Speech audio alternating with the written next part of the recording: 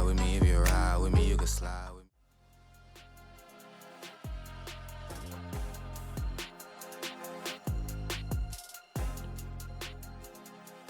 Welcome in everyone to Titan Esports Divinity League. We are here on the first week of playoffs, and I believe there's another stream going on as well to cover the other side of the bracket. I'm Caleb Peng. I'm here with Golden Gad. How you doing today? Good, ready to kick off the playoffs here. We are going to be having our first match here with the TPO team. I believe. Let me get their proper title here. Give me 1 second. And then obviously against the there we go. TPO R5 Taric and then Monkey Night City. Apologies, didn't have it up on my second monitor just yet. So yeah, I'm pretty excited. Obviously, these two teams are fighting to make it to the round of 8, since this is kind of a layered playoffs where you have kind of the top 4 teams already seeded into the top 8, and then the other 8 fight for a chance to be able to face those teams. So this is going to be that first round of playoffs that is going to be pretty exciting, I'd say. Just, you know, out of the gate, some of these teams having some good records here. We got a team that's 5-2,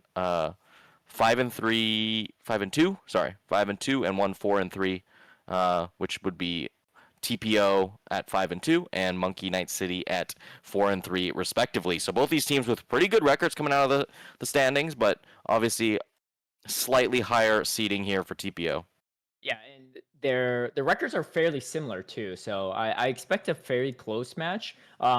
Compared to last split too, a little fun fact. Outside of the actual finals, every single round in the playoffs went to Silver Scrapes, went to that 5th game. So if we are going to repeat history here, we could be in for a treat. And it was actually the Alstronauts that won it all, which their captain was Alf, who is on TPO right now. So looking for maybe back-to-back Divinity League titles would be a huge accomplishment for Alf, but he's got to get through Monkey Night City first to start things off.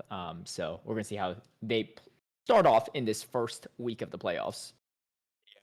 Both of these rosters definitely not strangers to the league for sure. So I've seen some familiar names here with Singular Bread as well, who's been around the block. And then we got Noble Bark on the top lane there, Yomi and Penguin on the bot lane there for TPO. And then on the other side, we got Monkeys with Wheeze, Glada, Giraffe Rider, Grim Defier, and Fallen Warrior X. Obviously, this is one of the many Monkey teams that is currently in this league. This is Monkey Night City, so it's one of the 3. But they've all made playoffs, and some and some of them are waiting in that top 4 position. So, you know, it's going to be interesting if they have statistically they have a higher chance of winning regardless of which team it actually is. So we'll have to see if they're able to hold strong for their brethren in the bracket or not. Yeah, the Monkeys historically have been pretty good in Titan Esports. So I think we saw a number of them in the playoffs last time too, 2 or 3 of their teams as well. So probably great scrim partners with each other to help prep for this. For anyone that's tuning in for the first time for Titan Esports Divinity League, this is a league where I believe the cap is Emerald 4, so it's Emerald 4 and below for the players in terms of their solo queue rank, and then also it is a fearless format. So anything drafted and picked up in any of these games cannot be used in subsequent games. So if we do go the full distance to game 5, then there'll be a total of 60 champs banned, including the bans from that round too. So just something to note, but we'll have to get through the first 2 games to see if we even make it to that game 5. First ban from TPO side is going to be that Mel. Yeah, we're going to start off with one of the Medardas here.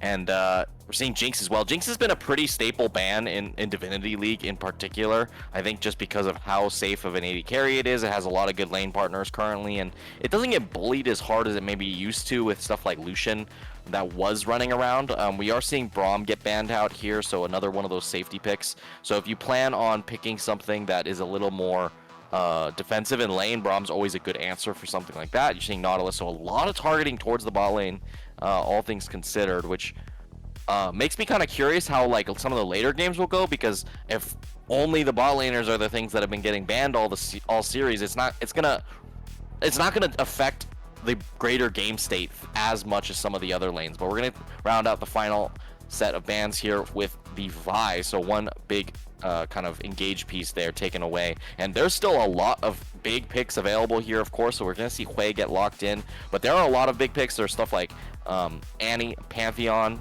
Nocturne, Mbessa, you know, Scion is also another really good pick you could pick here. Xin Zhao is another one. So there's still a lot of strong stuff on the top side, and you still have some premier 80 carries as well on that bot lane that you could go towards. That Xin Zhao picked up for the jungler for Monkey Knight City. Definitely a very strong jungler right now. Oh, and we get the Syndra as well too, to really match the range of Hui, right? Hui's got some really solid range, but Syndra's range is also pretty deep as well too. So to round out the mid lane picks here, we got the Volibear pickup. Likely going to be a Volibear jungle, but there's always a chance it could be top lane. Most of the time, they're not going to show their top lane pick this early, but it is a flex pick, all things considered. Yeah, if they do end up, if the Monkeys end up locking in something like a tank top, I could see the Volibear getting flexed, but as it stands, I think Volibear is a pretty good matchup into Xin Zhao here. We're going to see Varus, one of those strong 80 carries I talked about, has engage, has good damage, going to get countered out a little bit. Ashe is actually quite good in this lane, one of the few good answers that isn't very aggressive and can provide a bit of engage, especially since so far it's looking like quite the poke comp on the side of TPO, so you're going to need to see whether Monkey Knight City is able to actually breach that line with stuff like the Syndra stun as well as Ashe Enchanted Crystal Arrow. So pretty excited to see it. I think it's going to be a pretty good balance between what the two teams want to do. So more support options. Wow. Like the only champion left for engaged supports now is stuff like Leona, Pyke. If you want to go Pantheon support, you can. Set support maybe, but your pool is really getting pinched now if you want to go for engage. So it's going to most likely end up being 2 enchanters. Just because of how pinched the pool is, but Leona should be the obvious grab here if you're really planning for that. Yeah, there's not too much frontline options. You could always run with a Blitzer or so if you really want to go risky there, but we're going to get the Melio pickup too. I expect, as you predicted, maybe an Enchanter match on the bot side of TPO. There's always a chance this is like a support way. That's not out of question. Oh, here comes the Blitz actually. So yeah. Unlikely. So going to go for a little bit more frontline, also a little bit more engage as well there too. Very curious to see if this is going to be a poke bears, which my guess is probably is. There's not really any tanks on the side of Monkey Knight City, so oh, and we get the Gragas pickup on the top side as well too. A very solid kind of blind top pick as well, with a little bit super neutralizing. Well. Yeah, exactly. So oh, and we get the Dr. Mundo. Push. Yep. This is, you know, in the right spots, Dr. Mundo just hard carries games. But if you can't get Dr. Mundo rolling pretty early on, then it kind of ends up being kind of a liability where you just keep on your side lane, you're playing 4v5 the whole time. So we're gonna see how that goes, but that's a great way to start off game number 1 between TPO and Monkey's Knight City. As we go into game 1 here, pretty exciting stuff out of the draft there. As soon as you mentioned the Blitzcrank, I thought about it. I'm like, that's perfect. You know, it's the least committal engage support. It works very well if you're able to get one pick at a time. That's kind of what a poke comp wants to do anyways. But the Mundo is definitely a big answer here, I think. It does pretty decently into Gragas, as well as just being able to block out blitz hooks constantly, as well as stuff like Chains of Corruption. I think it's a pretty good frontline pick here as we get into this game 1. Remember, this is a best of 5. We do have lots of games to go. So, you know, we're seeing a little bit more spice in the game in game 1 here as far as the entry is concerned. Bot lane start here for the side of the Monkeys, and then TPO on the blue side, just getting a nice deep ward on that red. So they're going to get a little bit more intel than what Monkeys were able to gather. All right, so unfortunately, no gank is to be had there, as TPO members were not in that bush ready to be ganked in those situations. But good way to potentially start off with some aggression there, as we see all the laners going to their respective areas here. What do you think about these 2 specific drafts? Obviously, late game Dr. Mundo is pretty scary, but you still have to get to that point. Yeah, I always, you know, a notable Hui hater, and I've always been a Hui hater. However, last time I said that, the Hui popped off, so I have to hold my tongue a little bit. It's one of those. You're a hater because you don't think it's effective, or you just don't like. I'm a hater because if the enemy team knows how to play against a Hui, it is so much harder to pilot this champion to the point where I don't think the benefits outweigh the costs. The main issue with Hui is that he can't side lane. So I'm seeing on the side of TPO, the only person who is capable of holding themselves in a side lane is Gragas. Which is going to be an issue since they have Xin Zhao, Dr. Mundo, and Ashe who can all kind of side lane on their own. Syndra may need a little bit more support, but it's definitely safer than something like a Hui. So, you know, it's up to whether the monkeys kind of notice that weakness of them not having good side lane pressure. But if they do notice it, I think that's going to be a pretty big boon for them going towards the late game. But besides that, obviously, as far as team fights are concerned, which is probably what's going to be the more important thing in a game like this, I'd say it's a little bit easier to navigate fights as the TPO side. You know, you're playing ranged poke. You have good long range engage. Yes, monkeys also have pretty decent long range engage, but their follow up damage is a lot harder to execute. Whereas TPO, you have your arrow from Yomi, and then you have Alf's long-range poke. I think it's going to be a little bit more simple, and then you could play a hard disengage style. The only issue is maybe if Mundo pops off, but I think it should be slightly favored here for TPO as far as team fights are concerned. And we have it's lethal tempo Varus, so going for more of that auto attacking instead of the poke, which could definitely come in handy, especially against a late game Dr. Mundo. But outside of that, you don't get as much value going kind of the auto attack there, given how frail the rest of the team is on the side of Monkey Knight City. Yeah, I'd be terrified to walk up as Varus, because if the Syndra ever hits you with a QE, which is outside, which is longer than your auto range, you will be feeling the hurt for sure. You don't really have as good of protection as far as your team comp's concerned. There's no enchanters. There's nothing to really heal you up. But they found Glada in a terrible position here. Oh, and flashes away, avoids the rocket grab, so it's just perfectly timed there too. But that flash is going to be down now. However, Noble Bark actually going quite low in this skirmish against the Dr. Mundo, going for an early reset here. Does have the TP, but this looks like this wave is going to be crashing into this turret pretty quickly. Yeah, shouldn't be too big of a deal. It is a little bit unfortunate, but with Glada, having to burn flash, wasting some time, there's going to be no punish on the fact that Gragas was forced to TP early, so at least it's good lane pressure for Wheeze, but he actually ends up lower in CS as a result of the push, kind of not being in his favor. If he was able to push in the wave as soon as the recall came in, maybe, but it was just slightly delayed, so there's actually going to be quite a bit of a CS lead here on the top side for Noble Bark until it's kind of neutralized a little bit later. All right, and looking at the CS difference here too, Yomi definitely quite ahead of this Ashe too, almost at this point closing in on what 15 plus CS difference at this point too. All right, he tries to go for the rocket grab, not going to be able to get it quite yet. So going to be a little bit harder, I think, to engage on into this bot lane, but they do have to keep their head on a swivel because one grab could spell disaster for that bot lane on the side of Monkey. Yeah, I think one thing I'm noticing in the bot lane is they aren't comfortable enough to just. So the strategy against Blitzcrank typically is to just hard push. You just hard push so he can't really walk forward to go and hook you. But the lane, kind of the bush control that you'd expect out of a range support isn't really being kind of flexed over. A little bit too scared of the Blitzcrank hook actually coming through. But I think in a longer skirmish, like the Ashe Melio should be advantaged.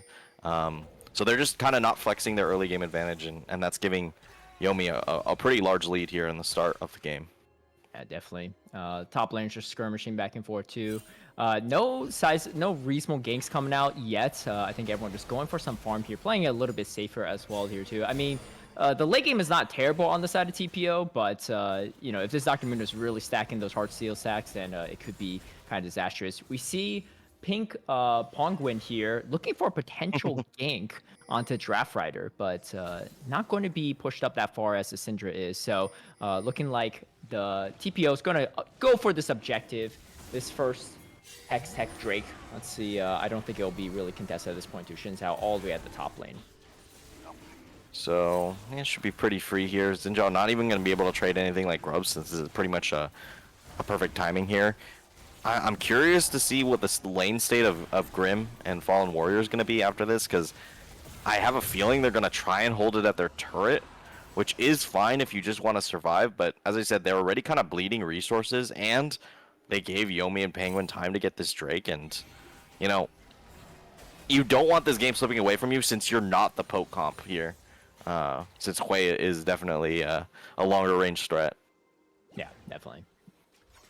Well, everyone's back to farming for the most part. Nothing too crazy here. I think it is first game of playoffs, so trying to take it a little bit slow here, get those maybe nerves out.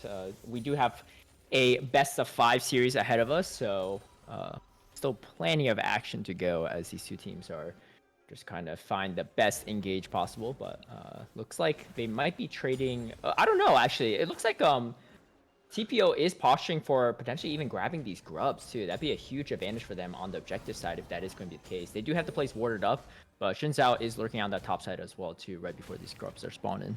And McGrim and Fallen Warrior are rotating up towards the top side, so it's being a lane swap here, top to bot. So it shouldn't be a problem here for Wheeze. We'll definitely bleed some XP here, but they should be able to grab the grubs no problem, since Yomi is actually quite a big point of power. But it looks like they're actually just going to send full 5, so you know, they are really heavily indexing here towards this grubs, and they're kind of scaring off the monkeys despite having the rotate earlier on. I think it's because Ash had to catch that earlier, that wave in the top side, and wasn't immediately there. Oh, the rocket grab does land here. But looks like Fallen X Warriors is going to be able to get out pretty safely. No follow-up damage yet, but we are starting to get poked out from Alf here at this point in time too.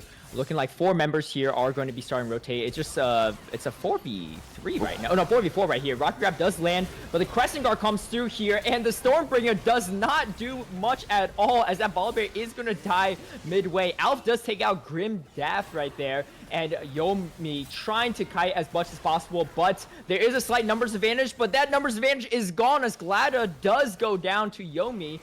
Pink Penguin just hovering just in case. Both supports pretty low. However, Draft Rider pretty healthy at this point in time too. Doesn't really want to take this fight, even though it has a 2-level advantage, but neither really want to commit there as both health bars are pretty full on the AD carry versus mid laner here. But let's see how this all started off here. Looks like Pink Penguin was able to land a rocket grab to start things off. The flash forward as well, and getting Grim Daff at that point in time, even though Grim Daff did go for the flash too. So great use of that flash engage there, wasting the ADC's flash as well. We see Spiraling Despair does zone off Monkey Night City quite a bit here, as Glada does try to do his best, gets the double kill, but just not enough damage to follow up here. And great kiting in position from Yomi there to just do as maximum damage possible without taking too much himself. Yeah, that was definitely the highlight there. Was definitely Giraffe Rider Scout of the Week. Definitely saved the play. It was off the back of a pretty nice hook, but able to kind of disengage hard and get the re-engage to at least find some damage. I think it was a little bit sloppy. Giraffe Rider was stepping back, not expecting Glada to go so far deep. But I think if Giraffe just commits fully to that fight, they actually just get away with pretty much every kill, kind of for free. So it's a little unfortunate there on the coordination there, but it is game 1, so there will be some nerve, some kind of miscommunication is to be expected. It's very early days. 100%. We're still 1 kill away on both sides for the Feats of Warfare, so the next kill can be pretty important there. The good news for TPO is that even though they didn't get all the grubs, they were able to secure at least 1, so that denies the progress of the feats of monster slaying for the side of Monkey Night City. So gives TPO a slight advantage here. Gold differential is pretty much negligible at this point in time too. Looks like someone just grabbed 300 gold real quick there. The gold graph went up a little bit on the side of TPO side, but overall nothing too crazy here as Dr. Mundo is closing in that hard steal. Yeah. Drag is respawning here. It is going to be that Mountain Drake, which could be beneficial for both these teams. It's more dependent on what the soul will end up being, but I could see that having a lot of focus here. We have both bot lanes on the bot side and both TPs up for the top laners, so expect a lot of action. Hui TPing into the mid lane early on just to be able to guarantee the shove here in mid lane, since the Syndra isn't there immediately, so should have at least a good amount of map pressure. But bot lane is going to have the push first, since Ash and Melio aren't really contesting it. All right, we get a little skirmish up at this top side too. Noble versus Wheeze. Wheeze still feeling pretty comfortable here. I believe popped the maximum dosage well, so able to heal up fairly quickly here. Rocket Grab does land though, and Fallen Warrior is about to fall quite soon, and it looks like the TPO is going to claim the feats of warfare. Singular Bread looking for some more, but not enough damage yet. Grim doing quite a bit of damage to this Volbear, but he does get out, and Draft Rider gets picked up as well. Noble showing up in just the perfect time to get 2 kills over to the side of TPO. They're looking for this Drake right now. Wheeze, though, still gonna get some advantages top side because they had to get something here at this point in time. Yeah, that was just a blind hook that actually just worked out there. So, you know, they established banana bush control, but as soon as, you know, Glada shows in mid lane, you can't be contesting that bush anymore without full vision on that Drake. So, nice shout. Nice call there from TPO to actually just snap engage there, but Wheeze is going to pick up 3 turret plates, which is, we talked about Mundo popping off being one of the lose cons, and he's looking pretty big right now. Not going to lie. Definitely, it's not a champ you really want to skirmish into. Although Singular Bread does have the potential to fight that Dr. Mundo 1v, but oh, you get the flash forward as well too. Wheeze gets out with a sliver health, less than 100 HP. Throws a bone saw as well too. That's going to take some of his own health bar off of it. Just barely gets out though. We see Glida hovering in the area just in case here. Singular Bread as well in the area too, but not going to try to contest as Fallen Warriors is there on the Melio too. But yeah, 72 HP. 72 HP. And that's nuts. So, I can't believe that's a Roa Gragas, by the way. That should do more damage. Yes. And for those that don't know, Dr. Mundo does have to sacrifice some of his own health bar to throw those bone saws. So could have even killed himself if he kept going for it a little bit. But I think he knew the damage range and the health range pretty well there. Yeah, so barely surviving there. So going to be at least able to avoid a bit of disaster. You know, you build up such a nice lead in top lane by just grabbing up those plates, but you could give it all away with 1 kill, so definitely good to see barely survives. They are trying to show some pressure top lane. I mean, not much has happened early game here for Glada, so, you know, it hasn't felt that way for either jungler, but the objectives are, I mean, I don't know, like, I would talk over that kill, but honestly, it is so dry. That was that was the driest kill I've ever seen. So I have no words, you know. It's just like, oh yeah, I'm dead. Oops. Yeah, a little slight overextension here. As Noble going to keep skirmishing a little bit, but we actually see the Warmog is actually going to be the first item complete for Wheeze, which typical build order for Dr. Mundo. We see Singular Bread though looking for an engage here onto Dr. Mundo, and unfortunately not going to land the Sky Splitter for now, but does stun up Dr. Mundo for the time being. Wheeze does pop the maximum dosage, trying to skirmish his way out of here. He is getting quite at this point in time too. The combo from the Gragas and Volibear. Singular Bread going to pick up another kill. Anything they can do to slow this Dr. Mundo is going to be big here. But great rotations from Singular Bread here. Getting involved in a lot of these fights so far. 3 out of the 5 kill participation on the side of this on this Volibear. Yeah, definitely making stuff happen early on. So I don't know. They do have pressure here on the Rift, so that'll just be a nice, easy grab up for them, since they did actually lose the first feat of monster slaying over for the grubs, so that they actually do need this one to actually secure the feats of war for this game. So they're gonna go for it. But Glada's looking for a steal. He did actually get the Wind Becomes Lightning. It's going to be close. Oh, and it is stolen. It's actually stolen by Wheeze as well, as the fight is going to ensue. Rocket Grab does grab Fallen Warrior, but that's not really the target you really want to get. Just a support here. Singular Bread is going to be the first to go down to Glada, out trying to flank on this way, but he is walking in 1v5 here. And trying to pincer off there too, but Alpha going to be slowly back out for now. The objective has been taken. Both teams kind of looking. Wind Becomes Lightning does go, and Crescent Guard does get popped as well from Glada. Noble caught in the middle of 4 members here. Does he able to get himself out? No, not going to be the case. Glada picks up another kill on the Shin Zhao, and this Glada has actually been slowly catching up to this Volibear in both kills, golds, has the Sunder Sky completed as well, and now looking like they might push onto this turret. And this mid turret is going to go down pretty quickly. Actually, not even going to drop the Rift Herald for the time being. They're just trying to extend their advantage as much as possible.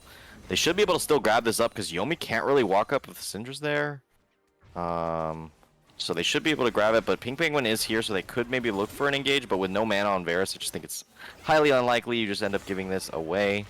Oh, goes for the rocket grab, but yeah, it does miss it. And like you said, no mana on the Varus. In some ways, you might not even want to grab anyone there, especially if the power goes down, that you just start the engage against yourself here. It's like take a quick look at the replay here on how this went down to a big steal from Wheeze actually, but for the side of just Monkey's Night City in general.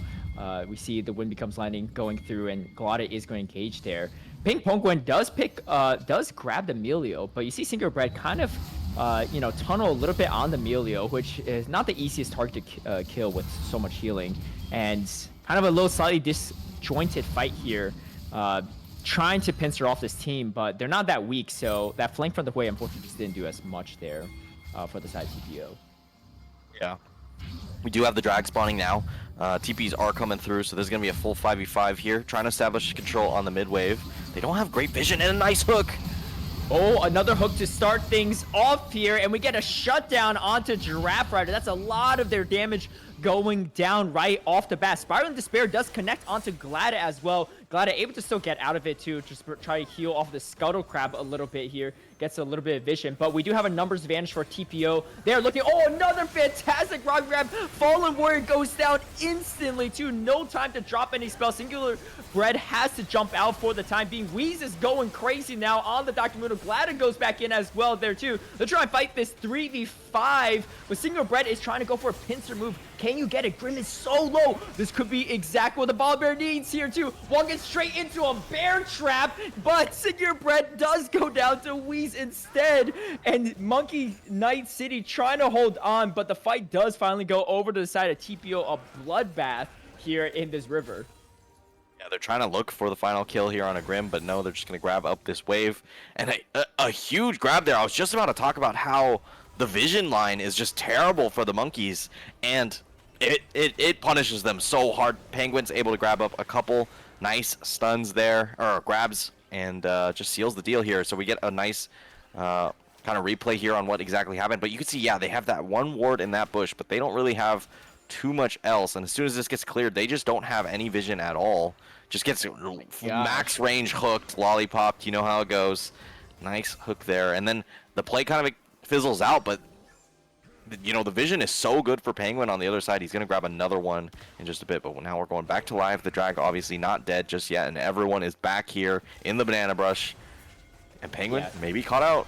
Okay, caught out a little bit here. Pink Penguin might be going down pretty quickly here. No rocket grab available this time to start things off here, as Grim is going to pick up that kill, but Glada goes down to Noble. Yomi picks up the kill against Dr. Mundo. There goes their entire front line, and now the side of Monkey Night City is in a slightly difficult position here. I mean, really not a lot of front line from both sides, but you do have the numbers advantage onto the side of TPO. You have the Grogs to go for engage. Draft Rider pretty healthy at this point in time too, though, but Yomi looking for that Ashe, not going to be able to find her for the time being. But yeah, kind of a crazy fight to start things off in general too. Pink Penguin does get caught out a bit in the early stages, but both the front line for the side of Monkey Night City goes out super quick, which means that this fight is a lot harder to continue. We're going to keep going. Everyone back to the dragon. You know what time it is. Round 3. The bells are ringing. Mundo's back in TPs towards the mid lane. Hui matching towards the bot lane. They are going to drop the Herald this time, so a little bit more due diligence here. They need to shut out this wave, and they need to maybe chunk out some of the members of TPO while they have Hui not in the area. This is their big chance to actually find something, but it looks like it will just be a fizzled out play. They're going to take the advantage. Pink Penguin's going to flash and miss a hook. Oh, and Noble does get chunked quite a bit. Half health already at this point in time, too. This could be the opening that Monkey Night City is looking for, because they need to get vision established, positioning on the river as well there. We see that control ward taking away some of that vision in the brush, but looks like TPO is going to be relentless on this vision, and Pink Penguin is almost 100% on these hook rates, at least over 50%, I would say. And that's a pretty good odds for this Blitzcrank, as able to turn the tides of a lot of these fights. Oh, it does grab Glada right off the bat. The Crescent Guard is going to pop to buy some space for Glada. Glada goes back in, trying to take out Alpha in the time being, but the fight is going on the bottom side, top or mid side there too. Singular Bread does take out Glada, but Grim takes out Singular Bread both junglers go down. This could be another, 5-minute fight for the next Drake, as both junglers are going to go down. So neither are probably going to risk getting that Drake sniped down. But man, this back and forth in this one spot, the map, I feel like it's been going on for a solid 15 minutes. And whoever gets this gets the feat. So I understand the idea of just constantly going for this, but the amount of gold you're just hemorrhaging on the other sides of the map is kind of rough. At least it's both of them, kind of handshaking here. There's no one kind of being a little bit more greedy, But this is quite the series here. Yeah, I think our production said that the fight started at around like the 7-minute mark, so it's been going on 17, quite a while. 17. Oh, 17. Okay, 7 minutes is quite a while, but still, 17-minute mark for a Drake that still hasn't even been started yet is something else here too. I mean, the good news is Dr. Mundo doesn't have the heart seal yet, so he's not able to even stack consistently on here. As you see, both teams just 5v5 fighting in this river. Another rocket grab does land onto Wheeze, and this Dr. Mundo isn't beefy enough, does instantly go down to Alf. Spiraling Despair is going to be on Glada. Glada does go down, so a double kill for Alf. Grim licking his wounds, trying to get out there, but the triple as Alf going to snipe that Ashe. And now it looks like Drake will finally be taken from a team. It is going to go over to TPO. This is going to be soul point for them and feats as well. Because of how much how much resources they committed for this, not getting the dragon is like pivotal. I feel like you've dug yourself in such a big hole. I was gonna say for either of these teams, whoever ends up losing it is just gonna be in a pretty rough position. Alpha actually going pretty risky there just to get some extra chunk, gets chunked himself, but there really isn't any good damage follow-up afterwards. Nice hook here. They're able to go for the full damage combo on this grievous wounded up Mundo there.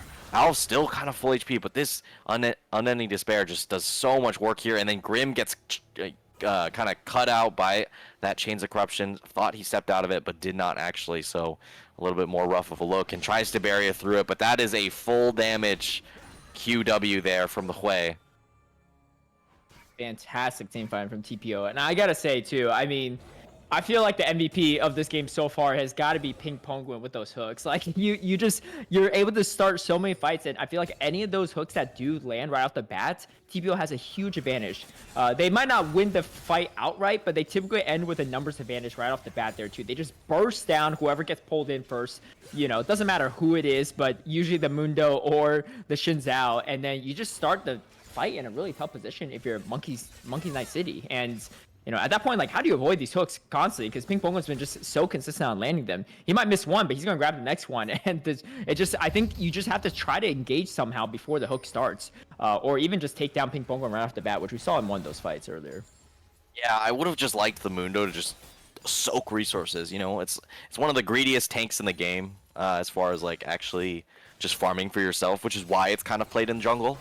So you can really highly prioritize your own kind of numbers, but in that scenario with Mundo committing so hard, the lead that you'd expect XP wise over an 80 carry, I mean, he's only level 13. The Yomi is sitting at level 12, so it's you're not actually getting all that big damage benefit that you'd expect of a top lane Mundo here. So I don't know, I think they found themselves in a worse position than they were thinking they would be by fighting the Drake so many times.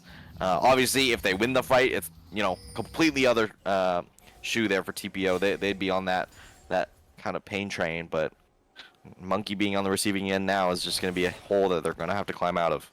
Yeah, Singular Bread does have the Flicker Blade finished up as well as the upgraded Merc Tread. So looking very strong on this Valkyrie, having a lot of tankiness for it. And yeah, that was, you bring up a really good point too, right? I mean, it was like a 5v5 fight for that Drake for a solid like 10 minutes.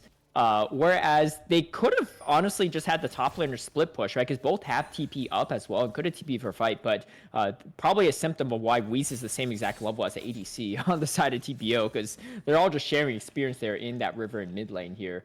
As we can see some vision being set up on the Otacon on the side of Monkey Knight City, but I think they're a little bit behind. On the gold-wise, it doesn't really feel like that, but definitely on the objective standpoint there too, and maybe where the gold really wants to be here, as a lot of that gold is on the Shinzao, but you definitely need some of that resources on the Dr. Mundo if you want a scary late game Dr. Mundo to carry your team.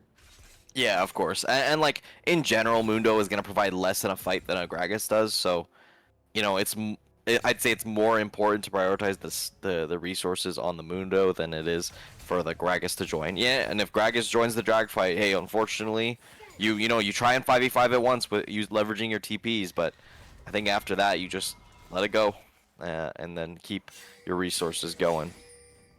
Well, speaking of resources as well, too, sneakily Yomi's been playing kind of crazy here. 4 kills, 10 assists, 0 deaths, 14 out of 16 kill participation, 2 full items finished on this Varus, as well as the upgraded Berserker boots, and working on a 3rd item as well here too. So pretty scary Varus here in this situation. And I thought, this would have been a hard Varus game because not playing poke Varus, so you're going to be pretty outranged from the Syndra and just going to be a lot of damage incoming at you. And I thought, just picking this, more auto attack reliant Varus for the Mundo maybe was not worth it. But it looks like Yomi's been playing it really well so far and has not had any problems scaling in this game.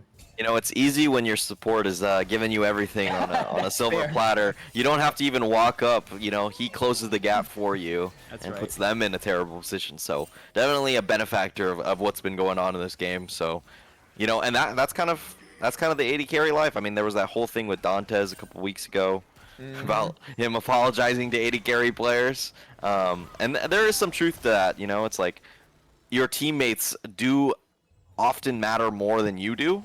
But it is very important you still do your role, Absolutely. Yeah. So Minimize your debts, get the farms up, and then hope your teams can start with a good engage. Arrow is going to land here on Singular Bread. Singular Bread is going to be forced to flash out a bit. Grim gets pretty low. Yomi just goes for it, but Grim taking down Yomi before Alf takes down Grim. Totally worth it for that Ashe as Weez are going to start going into this fight. Glada goes in, but gets grabbed with the rocket grab from that Blitzcrank. Glada taking a lot of turret damage as well. Does get out of there just in time. Weez picks up a kill too. This fight is all over the place as Weez is going to be behind the turret. However, this Blitzcrank and Hui just doesn't want to fight this Dr. Mundo even 2v1 because this Dr. Mundo can still dish out quite a bit of damage. They just don't have the reliable, consistent damage to take out Dr. Mundo at this point in time. So overall, a pretty good fight for Monkey Knight City here. 2-for-1 trade, but also shutting down the Varus is absolutely huge, and all that gold is going to go for Grim. Yeah, plus 1k right there. Yep. Yeah. So that'll get Grim back in the game for sure, as is working on that Infinity Edge. So almost going to complete that one up. But yeah, first Drake finally going over the side of Monkey Knight City. Almost gets stolen actually from Noble's ultimate there, but not going to be able to do it just yet. So no Cloud Soul just yet for the side of TPO. I mean, if we somehow get a reverse Cloud Soul on the side of Monkey Knight City, that's going to be kind of crazy, especially on this Dr. Mundo just running all over the place. Yeah. And Xin Zhao's another champion that really loves Cloud Soul. Syndra as well, the extra maneuverability on a champion that really likes to kind of auto space you. So I think it could be a huge benefit here for Monkeys, but they got a lot of work to do to actually be able to do that. I do think this game is stalling out a bit.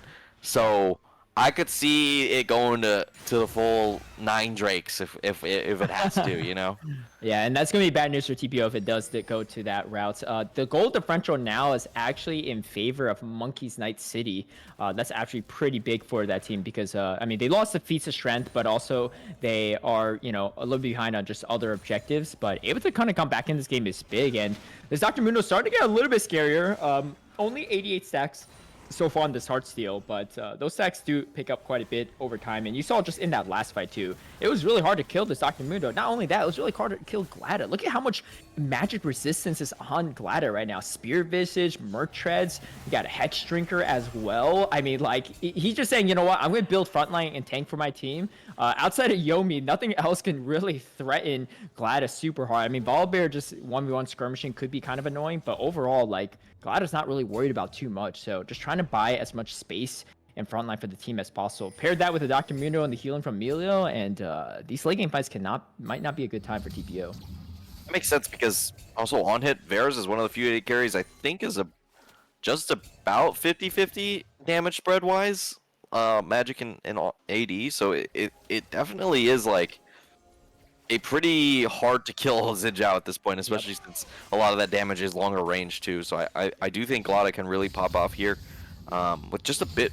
If there is a big engage from Giraffe, I expect just great performances all around, but it hasn't been so easy to get the good scatter of the week so far.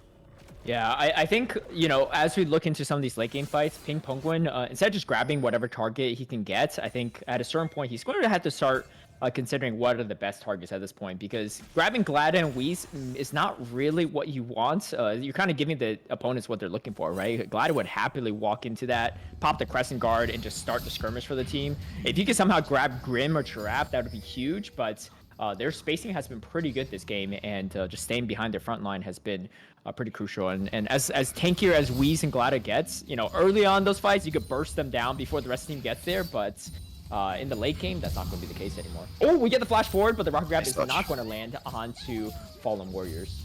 Yeah, nice read there on the... You know, you could go left, you could go right. Fallen Warrior chooses a left correctly. But we're already seeing a little bit of that side lane pressure going the way of the Monkeys, and I think that's what's netting them this gold lead. You saw Syndra grab up that bot lane turret. Alf should be able to grab this one in response at the very least, but you know, this is not a lane that Syndra feels too uncomfortable in. Actually able to defend out, but you know, seeing Blitzcrank on the ward there is going to be something that you do have to kind of be scared of, so may end up having to give it up anyways, despite defending it just a second prior. They're kind of collapsing on this mid lane pressure. Yeah, Alf taking a lot of damage there. Does have the ability to recall and TP to any fights. All 4 TPs actually in this game is up. So they could all rotate over to objective if need be. I mean, we do have Otacon up, but you know, that objective is a little bit hard to take down, and in a lot of ways it's kind of a bait there too. You just leash it for your enemy sometimes. So I think both teams just happily just farming and not trying to contest that objective for the time being, and maybe just sets up and waits for that next Drake fight too, because TPO definitely has to be denied from Monkey's Night City if they want to avoid giving the soul early on here. But TPO has a lot of reason to fight for the Drake as well. Yeah, I hope they establish a good vision line here, but it could be a little bit scary as Emilio, but I think you have to. If you don't get the vision for the Blitzcrank, it's going to be a disaster. But Fallen Warrior doesn't really have it in mind right now, and I think that's a pretty big mistake. Considering now finally everyone going towards that side, but the Blitzcrank is here, so you are in danger zone if you do end up getting grabbed. But we'll end up seeing how it goes. TP's coming in from the Gragas in the top side from Noble Baroque or Noble Bark, so it'll be kind of interesting to see how this ends up going. The Mundo does have the full 3 items, which is actually a very large power spike as far as damage is concerned. They're able to start off on Noble Bark. Oh, and Noble does take a lot of damage, goes below 50% at this point. Already popped the teleport, so can't even easily recall and go back here. Just going to try to slowly heal up if possible here, but the vision and positioning for this Drake is super dominant for the side of Monkey Knight City here, and this Drake is going out pretty quickly. Can you go for a grab? Doesn't grab Glada. That would have been what you would have gone for. Drake is going to go over to Monkey Knight City. I mean, and like you said, this could go the full 9 Drakes, which would not be a great sign. Oh, and we get Alf completely called out there too, a little bit off the screen, but does get instantly bursted down from the side of Monkey Knight City, just on a little bit on the wrong side of the river there. And this is going to be, yeah, I mean, it could be a potential Baron fight for the side of Monkey Knight City. They have great positioning. They could also just bait this in if they really want to. But yeah, going for this Otacon instead, I think this is also a pretty solid call. Get the levels snowballing a bit here, and probably a little bit easier to take here over the Baron position a little bit higher up here. Looks like TPO is going to just go for this mid turret instead. I think that's the right call because it's going to be a hard fight. Oh, do they go for the Baron now? Now they go for the Baron. Alpha is still down for another 15 seconds, so they have the time for it. Let's see if they're going to be spotted out. Noble is going to walk up there, does throw the ultimate down to throw some damage off, but this Baron is going down pretty quickly. Singular Bread looking for engagement. Does he go for the steal? And looks like he's going to come in, but Glada is going to be one to secure it. The fight's going to continue here as the rocket grab is going to grab someone there, but not going to be enough damage. Spiraling Despair does land onto Wheeze, but it's not doing anything at all to this Dr. Mundo. The rest of TPO is just running for their lives at this point in time. Pink Penguin goes down as well. Alf has respawned and does shut down Grim in the process. but that's still 4 for 1 so far in this trade. Alf does get called out as well. Wind becomes lightning, and the audacious charge is going to close the gap between Alf and Glada, and between Glada and Wheeze, you cannot run away. We get the ace going over to Monkey Knight City here. They get the Baron, they're going to get the mid turrets, they're going to get everything. An enchanted crystal arrow onto Alf, and the game's basically over. Monkey's really dominant in those last couple fights there. I mean, TPO kind of in disarray, considering how the game kind of was. I feel like they just needed to kind of buckle in, but they do find Glada here, maybe. Oh, we get the rocket grab. Glada does get picked up here. Does go for Yomi, trying to get someone to go down with them, but we get the shutdown instead, going to Yomi's pockets there too. Definitely going to like that, as that Varus going for, a fourth item at this point in time too. So going to be pretty beefy quite soon. Looking like it's going to be a jock shows for this Varus. So Varus going to get a little bit on the tankier side here to really be able to skirmish a lot, even in some of this melee range situations here. Drake not going to be up for a little bit, but that's at least one Baron buff going down onto the side of Monkey Knight City. But overall, I think they're still in a really solid position here. Look at the gold difference, right? 6K. Over 6K at this point, yeah. Yeah, that is pretty dominant considering how close the game had been pretty much the entire time, and then suddenly, oh, you make one mistake in mid lane or when the most crucial objectives are up, and suddenly you find yourself in quite a bit of a hole. They were able to get out 2 of the Baron buffs, so not going to have that full side lane pressure that you'd expect. But as I said before, this is the weakness of playing Hui. You don't have good side laning. That is pretty detrimental once the Baron actually does go the other way. So yeah, we'll have to see if they actually end up getting punished for that. But right now it's looking like Monkeys aren't too pressed to really push this advantage hard. So it looks like it's going to definitely extend just a little bit. They are going to leverage probably that inhibitor, maybe wait for the next Drake to kind of go for a bigger play, considering it's only in 1 minute, 15 seconds, 18 seconds on the Baron left. There's pretty much nothing left to do with it. So shove out this mid wave, establish some vision, do your due diligence.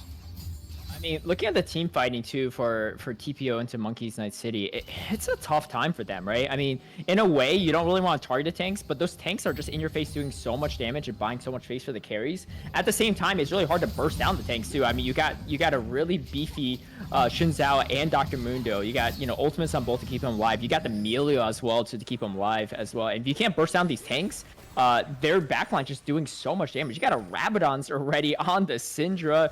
You got 4 items on the Ashe too. It's just, and then those frontline tanks also dish out a ton of damage too. So it's a really hard way to navigate here. Ping Pong going to be caught in a tough position, walking into a bush with 4 members of Monkey Knight City. This could spell disaster for the side TPO. They're going to keep running and see what happens here. Audacious Charge can go through. Glada doesn't pick up too much at this moment in time. Draft Rider, though, fighting Alf 1v1 here. The Stasis going to come through, but Alf might be able to get a nice pick off here. Glada is here for the reinforcement. Alf's got to be careful. Running the opposite way of where you want to go, but is going to fear Glada for the time being. Might be able to just buy a little bit of space here. I don't know. This is a really tough position for Alf. He's going to have to go on a crazy excavate here to get out, but I don't think that's going to be the case, as Glada is going to take out Alf yet again. And now this is the 3rd Drake that might be going over to Monkey Knight City, and it looks like we are going to go the full distance on these Drakes. That definitely is something they want here. So Mundo's just going to push on the bot side, pull a member down so that somebody has to respond, because there is an inhibitor open on that side. So actually pretty good play here. They should be able to link up towards the jungle here, but there is a lot of vision here, so definitely got to be a little bit careful as Grim, but everyone on the bot side can Wheeze die. All right, well, Whis is going to try to do whatever he can here, but Grim is here to back up as well. Arrow does land onto Noble to stun up a bit, and now you're just running away from the Dr. Mundo. The reinforcements have arrived, as Glada is going to dash in as well. They're going to grab an inhibitor for the time being here, as things are really starting to snowball into Monkey Knight City's favor. I mean, as expected, right? The late game on their side is just so strong. But almost all members on both side teams trying to go for that 5th and 6th item to finish off their full builds at this point in time. And at a certain point, you could only get so much stronger unless you're Dr. Mundo. Then the ceiling's endless for him. Yeah. I'm surprised, you know, they got Chains of Corruption, which is such an important ult that they didn't try and push the play harder. I would have thought that they would have at least attempted to push using that mid wave with the inhib down. But now with the inhib respawning in mid, they're going to lose a lot of pressure. Alf. Oh, Fallen Warrior does flash away from the rocket grab. Now Whis is actually caught out a little bit here. Arrow does land, though, onto the Blitzcrank. Blitzcrank is getting quite low, and Whis is going to smack him around here. Dr. Mundo has arrived as Noble is going to go down to Grim, too. Singular Bread trying to do whatever he can as a ball bait, but just not enough damage here. And we get 5 members going down onto TPO. That's going to be an ace, and that might just be the game. It's definitely going to seal it here. They have a wave on that bot lane coming in. Nothing too crazy happening as we get a preview on the bottom left. You know, we're just here to speed it up a little bit. Yeah. So it's just a Dr. Mundo whacking away at some objectives. You know those memes about like foreshadowing, like subtle foreshadowing. yeah. There, on what exactly was gonna happen there, but a nice victory here for Monkeys, and they're gonna kind of take it from somewhere I didn't think they had it after those kind of 5 wasted minutes fighting for that drag just for nothing. They still turn it around. You know, they find the big pick onto Alf and mid, and Hui proves himself useless once again. This is what I mean. This champion's not good. Top damage though, but I mean there was a Dr. Mundo on the side, so obviously that's going to be a lot of damage being stacked up. A ton of damage there too, but just the late game of Monkey Knight City and just their execution down the road was really solid. I gotta give props. I think, you know, it's just so hard to play at like in a safe manner. You know, it is one of those champs that gets punished so hard. Yeah, I mean, just look at damage to turrets as well too, as Dr. Moon are going to carry that load for the team. But yeah, I mean, a fantastic game back and forth too. I think Glado was also very strong throughout the game too, finding really good engages for the team, and obviously Whis just doing Dr. Mundo things that things picked up there. Grim not letting that early deficit against Yomi discourage him too, and was able to get a lot of damage himself as well. So great performance from the entire side of Monkey Knight City. That's going to be game number 1 for us, but this is a best of 5, so we may have 4 more games to go. We're going to take a quick break and we'll be right back.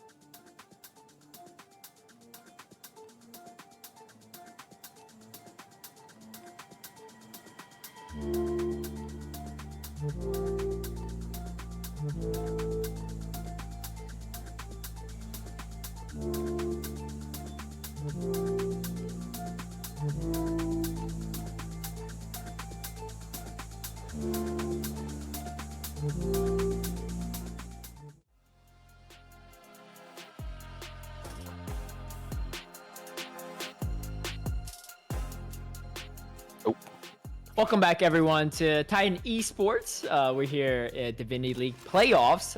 One side of the bracket, it's TPO versus Monkey Knights City in this first round, best of 5. Monkey Knight City did take that first game in this series, but we'll see what they can do. How you doing, Golden Cat? I know went from a little pixelated to full vision now. Yeah, it was weird. I went to a different dimension and then came back just fine now. You know, got a little discombobulated if I could say so myself. But that's what the first game's gonna do to you. It's not easy. Wow, I'm still kind of phasing in and out a little bit. Let me hold up. Okay, there we go.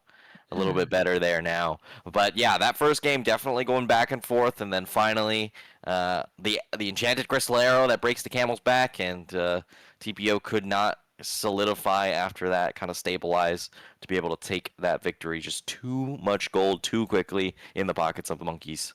Yeah, they snowballed really quickly there too, and I think part of it is, I think the team composition definitely favored Monkey Night City more and more as the game goes on, right? Fantastic hooks from Ping Penguin all the way throughout on that Blitzcrank, but it just by the end of the game, it just didn't really matter, right? Unless you could catch the Ash or the Syndra, it just wasn't going to do much for your team. And really, well played and great spacing from Giraffe Rider and Grim to not fall for that. So we're going to see how TPO does make the adjustment. Like I said earlier, too, Alf is the one of the reigning champions of Divinity League from last split, too. So looking for a back-to-back title with his new team, TPO. But going to have to get 3 more wins to make that happen, as Monkey Night City is just 2 games off. This is, again, as a reminder, a fearless draft, so everything we saw in game 1 will not be eligible for game 2, 3, 4, and maybe 5 even as well, as we're going to head over to the drafts of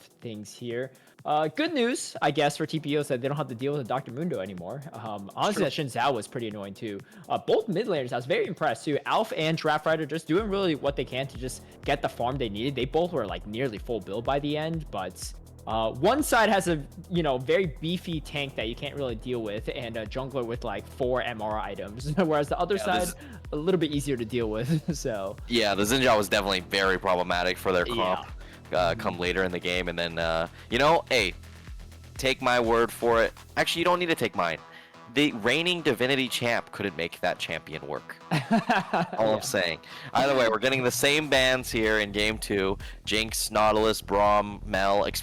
I guess support is just the most important role in this current best of 5 here for both these teams. So expect a lot of bans. So we might actually see all the support picks come in now early on in the draft, just to be able to grab them up while they're still available. There's still some very strong 80 carries in the pool as well, left up, stuff like Corki that people like playing.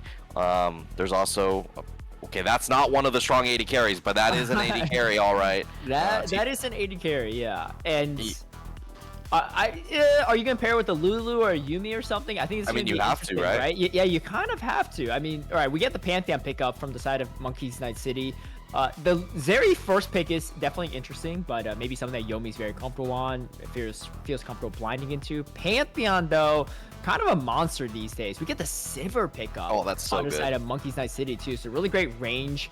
You just don't really want to engage really close with that Zeri as well. So you have the spell shield. You have your ultimate to run away as well. Better wave clear as well. Yeah, exactly. So great disengage. Great engage in a way to speed up your allies, as we get the Jarvan, the J4, to kind of counteract the Pantheon a bit. Oh, and we get the Rakan pick. I hate it. I hate it. Yeah. It's so useless in the Sivir. I mean, yeah, you have to commit ult, and if you commit ult, yeah, you can get through the Sivir, Yes, but Alistar is up. You just pick Alistar every day of the week. Okay. But it's going to be the Leona. Rakan, and then we get a Leona response. Makes sense before all these supports get banned out. But yeah, I'm surprised. There's a lot of things in this draft that I think are a little surprising. Wait, we get the Alistar ban again? Even though the support's been picked up. That's super interesting. That is weird. Maybe they just didn't think about it. They just have their set bans. That's the flex, right? Okay, I don't know what's going on. Wait, what is happening? Why are they banning? This is so weird. Are they like respect banning each other? Like, wait, why are they banning draft like this? You can't plan out your draft like. You have to at least put some effort in, guys. Okay, it's crazy because one team's like full committed to their plan, but the other team also somehow is full committed. Unless like somehow they ban 5 off the bat without picking anything. I'm so confused here. They're shaking or something. They must be. Hey, no colluding in Titan, but there's something weird going on here. Sams. Yeah. Even if Rel jungle is still a thing, the jungler has already been picked up too. So there's just really no angle there. I've seen a few Alistar tops here or there in some silver games, but those never really panned out so well. So I'm surprised to see Vi after the Zeri lock-in, to be honest. Yeah. And then we are seeing Aurora here. Okay, bans are getting adjusted. Now it's correct. So, okay, it was a lot of mid laner, so it makes sense to see Aurora kind of fall through. I was kind of surprised to see it with stuff like Victor and Ori up. So, kind of makes a lot more sense there. Azir going to be the lock in, and then Olaf top into the Mordekaiser. That's going to be spicy. Both these champions want to get very ahead early on, and it's going to really depend on that early jungle attention. And these are two junglers that can make it happen with the Pantheon and the Jarvan, of course. Jarvan, kind of the level 3 master. You know, you take 3 camps, you show up in a lane. It's kind of like Elise in that way. So we'll have to see if Singular Bread can actually find anything. Whereas Pantheon actually kind of happy to just farm it out and then look for ganks post level 4. So, you know, it's kind of the onus is on Jarvan here to actually make it happen. But I mean, I'm still so confused. You see the Sivir lock in. When I see Sivir, I say we go Alistar every day of the week. There is no exception unless they already locked in Poppy, but they already selected their jungler. And, you know, if they're playing Poppy support, hey, good for you. You know, that's even better. So I'm just surprised to not see the Alistar lock in. You know, Rakan works to a similar effect. But, you know, I guess they don't want to have to deal with potential Silas angle, but... Maybe, yeah. I mean, even then, even if you don't want to go engage here, you could have gone like a Lulu or Yumi as well too, right? Just to really snowball this area as much as possible. But and you already have Jarvan. I mean, that's one. Yeah. And Aurora, like Jarvan Aurora is already plenty of engage just between those two champions there. You know, you don't want to have a Jarvan solo engage. You don't have a Rakan solo engage, but you already have the Aurora. That between worlds is more than enough to get fights started. So yeah, a little bit surprising there to see it locked in, but. I mean, it's still a solid comp. I'm just a little concerned about how the Zeri will survive a Pantheon Azir. I feel like that's going to be very difficult.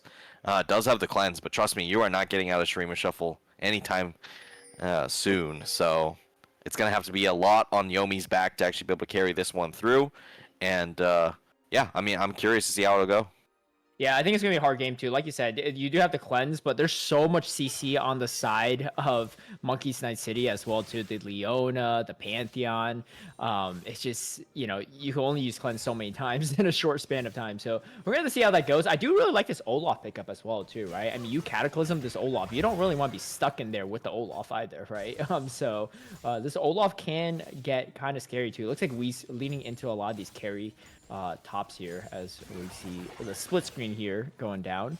But Yomi just trying to do a little bit of chip damage here or there. But yeah, this looks like it might be a tough game for this area, but happily would love to be proven wrong. So we'll see what Yomi can do. Yeah, so I mean, I will say that's probably it's not a lane issue. It's more coming after the lane. I think, you know, Leona is a pretty good laner, but Sivir, besides getting nice shove and some nice chip damage, isn't really great at all inning. You kind of have to like kind of bait them to go in and then re-engage kind of style for Sivir. So, you know, I wouldn't be too concerned. I am a little concerned about this mid lane matchup. Having Azir so low early on is definitely not something you want to see. Not really respecting the range of Aurora and taking a lot of chip early on. Giraffe is going to pop that potion to try and get healed back just a little bit, but that's already a potion down on this Aurora, so it's not gonna get much easier from here. And you know, once she starts getting her full 3 abilities, then she really has some really flexible rotations that Azir really can't answer early on. So you see there the HP is going even lower in the mid lane. Yeah, Azir definitely not known for his early game strengths here, but in those skirmishes late game definitely could be pretty nice here. Looks like Draft might have to recall at this moment in time here too. So yeah, going to just start resetting a little bit. Early game is going pretty strongly over to side of Alf. You know, these two top laners, actually Olaf already having a sizable CS difference here too, and doesn't quite get the cannon minion as well, as Noble it does have to back off a bit. Does have to level advantage over Weez though, as they're going to skirmish a little bit back and forth here. Weez might be in slight trouble here. Let's see if the death scraps can reach or not. No, not quite. Yeah, Weez needs to. I think Weez just needed to kill those minions, and he was totally chilling. I'm gonna fight over this Scuttle a bit, but with Fallen Warrior making that rotate over first, gonna be able to secure that for the jungler. So, you know, happy jungler, happy game. For the most part, you don't want your jungler just tilted all game. So that's right. I think that's how the original code goes as well here. As Grim going to do a little additional poke damage. Glada is in the mid lane, just walking through to the Aurora, but not be able to get too much in that point in time here, as Drake is going to be spawning up pretty soon. Gold differential pretty even, but it looks like Whis is really getting the upper hand here, at least in CS in this top lane, which is not going to be a good sign if this Olaf starts snowballing pretty quickly. Yeah, so it's definitely not looking the greatest. Seeing engaged kind of on the bot side, but no damage is actually going to come through. Weez is kind of fighting out here. He has a level advantage right here, but not going to be able to extend it since he already committed the cleaver. And now with levels going back the other way, Weez might just full commit here. It looks like he is on his way. Yeah, we get the death scraps to land, but not enough damage just quite yet here. But Noble is taking a decent amount of damage just even from the minions here. Singular Bread is in the area. Let's see if this J4 can make something happen. We do get the flash out here, but the counter flash from Singular Bread. Oh, and the grass getting the first blood over to Noble is definitely going to be huge for this top lane here, as they're going to try to crash this wave as well on top of it. That's a good chunk of gold going over to the side of that Mordecai. It's going to even up the gold a little bit here. Still down about 13 CS though compared to the Olaf. So nothing too crazy of advantage there. Did need the help of the jungler as well, but at least he won't fall too far behind lane, at least at this point in time. Yeah, and you know, I'm surprised not to see the ghost committed. I feel like you get out if, you know, the support, or if you actually just pop the ghost. So pretty surprising there, but we do get a bit of a replay on what we missed in the bot side here.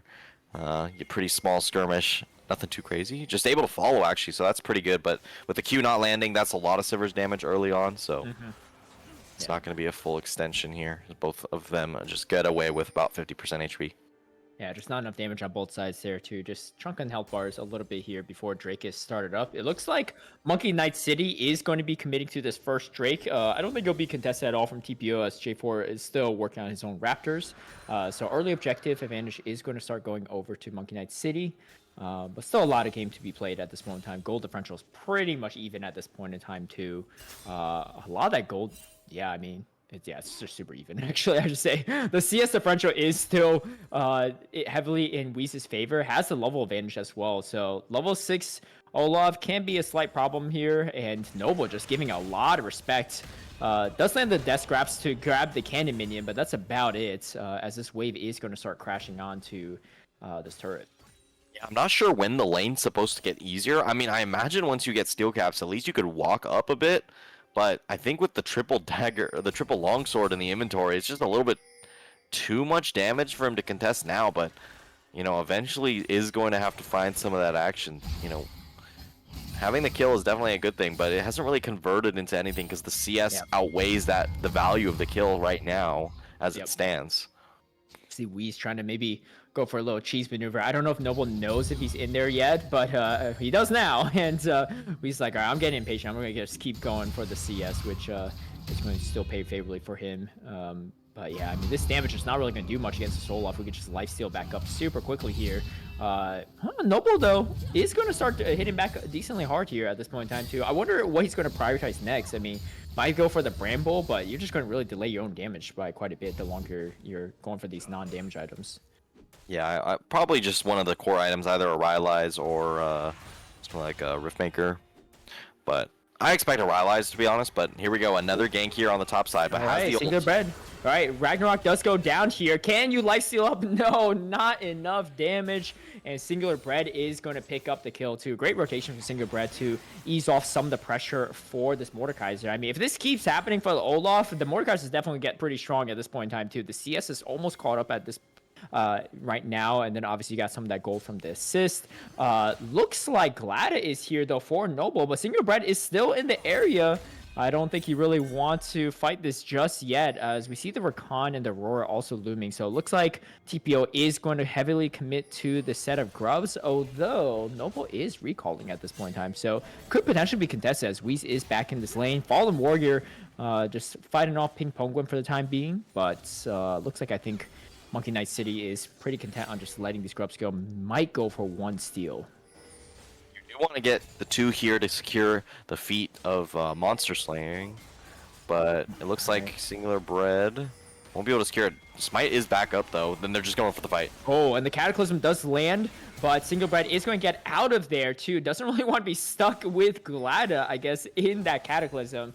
And now the two grubs are here for the taking for Monkey Knight City. Wheeze is now probably has some backup here, not going to be constantly fighting a 1v2. Oh, we get the engager from Pink Penguin and is going to stun off Fallen Warrior and Giraffe Rider for the time being. Oh, Fallen Warrior actually caught in a really tough position here. Don't even know how he just went back in for some reason, but Feats of Warfare does go over the side of TPO. 3-0 so far, too.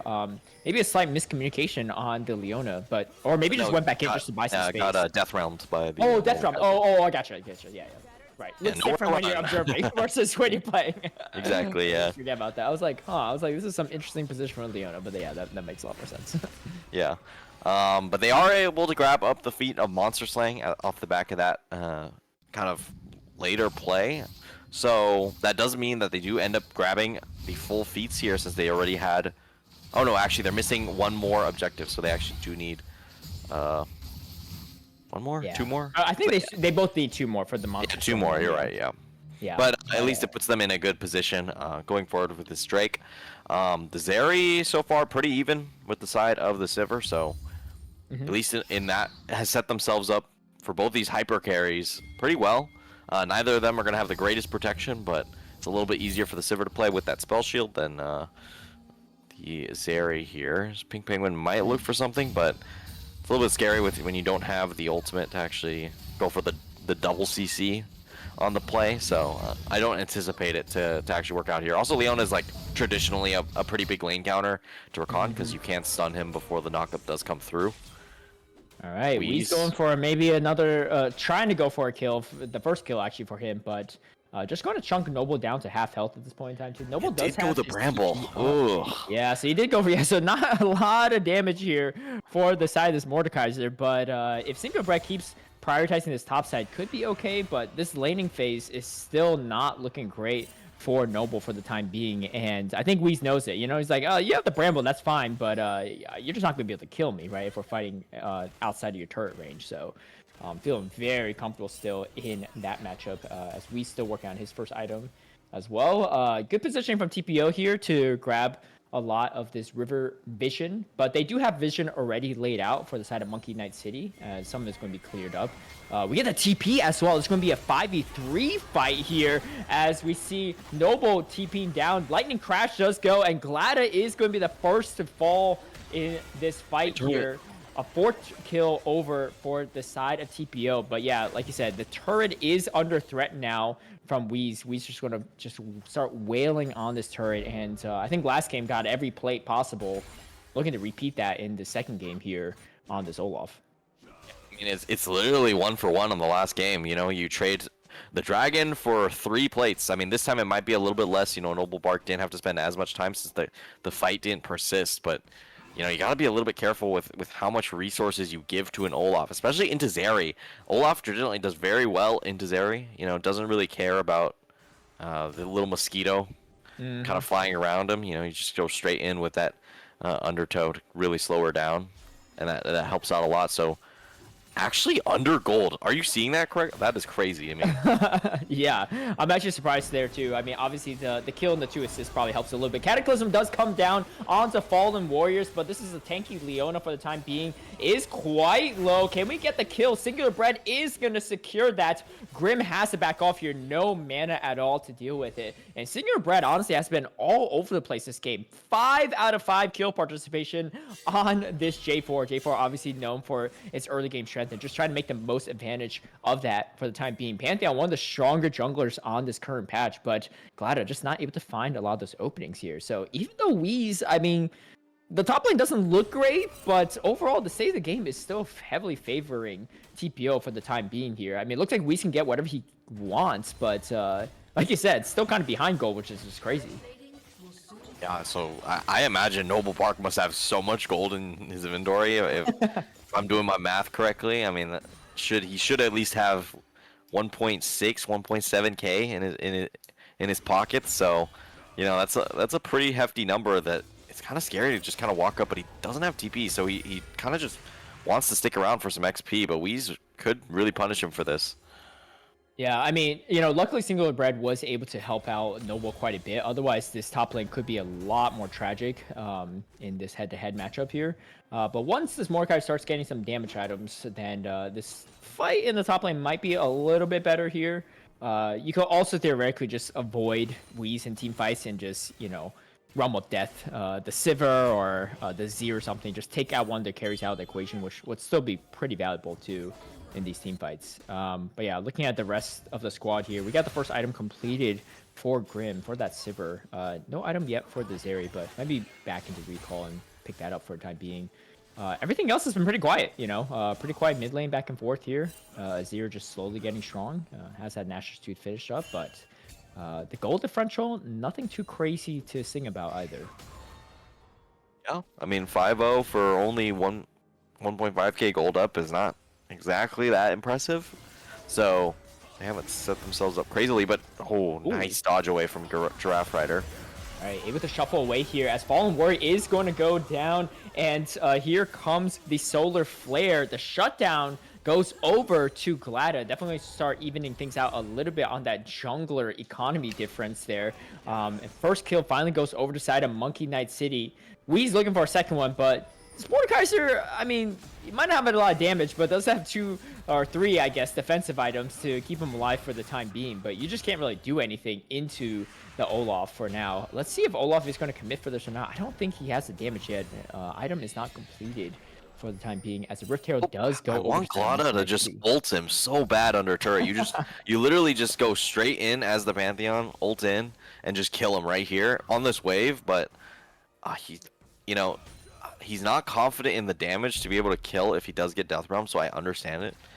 Yeah. But it's just like, oh, dude, if he just commits to that, I think it's like so free.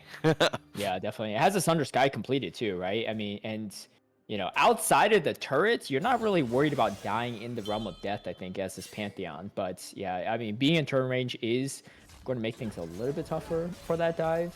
Noble, I think, recognizes that too. It's just hugging that turret the entire laning phase for the time being.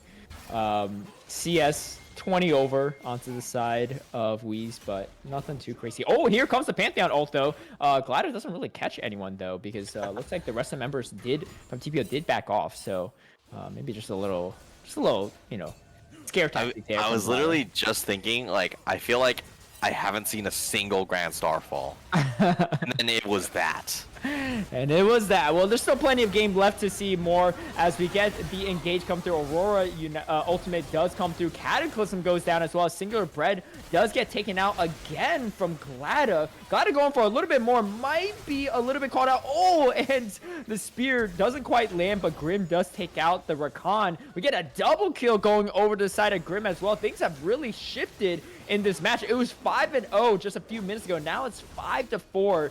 Second Drake heading over to the side of Monkey Knight's City. Oh my gosh, Glada almost gets taken out from the Zeri as well too. Has to be careful that Zeri is looming in the area, but this is going to be the third objective, so it is going to be the feats of strength going over to the side of Monkey Knight City. Just another overextension. I mean, it just always feels like TPO slightly overextends and they're getting punished for it. So right there, a lot of gold going to the way of the Monkeys. They just didn't have the damage to cut through the Pantheon or the Leona that they kind of committed all their resources on. And in the meantime, the Azir and Sivir are just free hitting. Not exactly optimal to actually be able to close out that fight. So they're going to end up losing the Drake. They're going to lose a lot of gold, but now they're going to find themselves down about 2k gold. So definitely not optimal positioning here. I mean, the real big gap there, 700 gold on the Azir over Alf here. So I mean, it's not looking the greatest, but still definitely a contestable position. Yeah, definitely. I mean, a lot of gold differential on the side of Sivir as well too. And Sivir, maybe not one of the more popular ADCs, but late game Sivir is pretty scary, especially when there's like a wave around too. Those, ricochet blades just, bounce off of everything and just shred through your health bars. And not a lot of true tanks on the side of TPO as well too to withstand some of that damage. Pink Bogwin just going to exchange a little bit with Fallen Warrior, but nothing too crazy going down at this moment in time. Both teams, though, posturing for a potential fight in the mid lane. We'll see if that happens or not. Singular Bread is looking for something here, as this J4 has fallen a little bit here, especially in a lot of these fights. A lot of those fights have been going more in favor of Glado. So now they're just going to be looking for a bit of skirmishing. I mean, nothing's too crazy, no big objectives on the map, so it's going to be a bit of lull time, I imagine, where both of the boards kind of just looking for some cheeky engages, but not necessarily anything to really kick off a 5v5 or anything like that. I just really am surprised to see you lock in Olaf and then kind of show no jungle attention towards him. It is just slightly shocking, but that's just the strategy that Monkeys have come away with here. But I just have to think it's like you guys didn't there wasn't much found on the other sides of the map for Glada here, so you could have probably just dedicated your time towards top lane. Yeah, might have just been full clearing. I actually wasn't paying attention too much on where the Pantheon was going, but it wasn't a lot of ganks overall here. But things still looking pretty good though for Monkeys Night City. So and they are going to pick up that bottom turret. A lot of this gold is going over to that Sivir. One item completed, looking for another one soon. Probably going for the Infinity Edge, I would guess. That's the next item on this Sivir. As this damage is going to start really picking up in these team fights. Zeri should be getting her kind of 2-item spike that you expect soon. Right now she's kind of a peanut shooter, so gonna need a little bit more in the tank. Obviously still does good damage when the lightning crash does come down, but it's not the most reliable spell to kind of keep uptime on in fights, especially in such a comp that is so good at disengaging as the Monkeys comp. So it's gonna be pretty interesting to see whether they can hold out here or not in these kind of later stage fights. The Mordekaiser, I don't know. I mean, Riftmaker, it's a good item, but I'm not sure if you're going to be able to actually find too much value as the Mordekaiser going forward. Yeah, you're not going to out lifesteal this Olaf, that's for sure. But yeah, I mean, as you can see, even with that Riftmaker completed, you still can't really just lane against this Olaf. I feel like Noble just like a kid outside the cane store, just watching his Olaf have the time of his life there, while still just waiting outside, waiting for his turn in this spot. But just going to do whatever he can to stay even. Hasn't died yet, at least, so there is that, and at least level-wise, they're pretty even.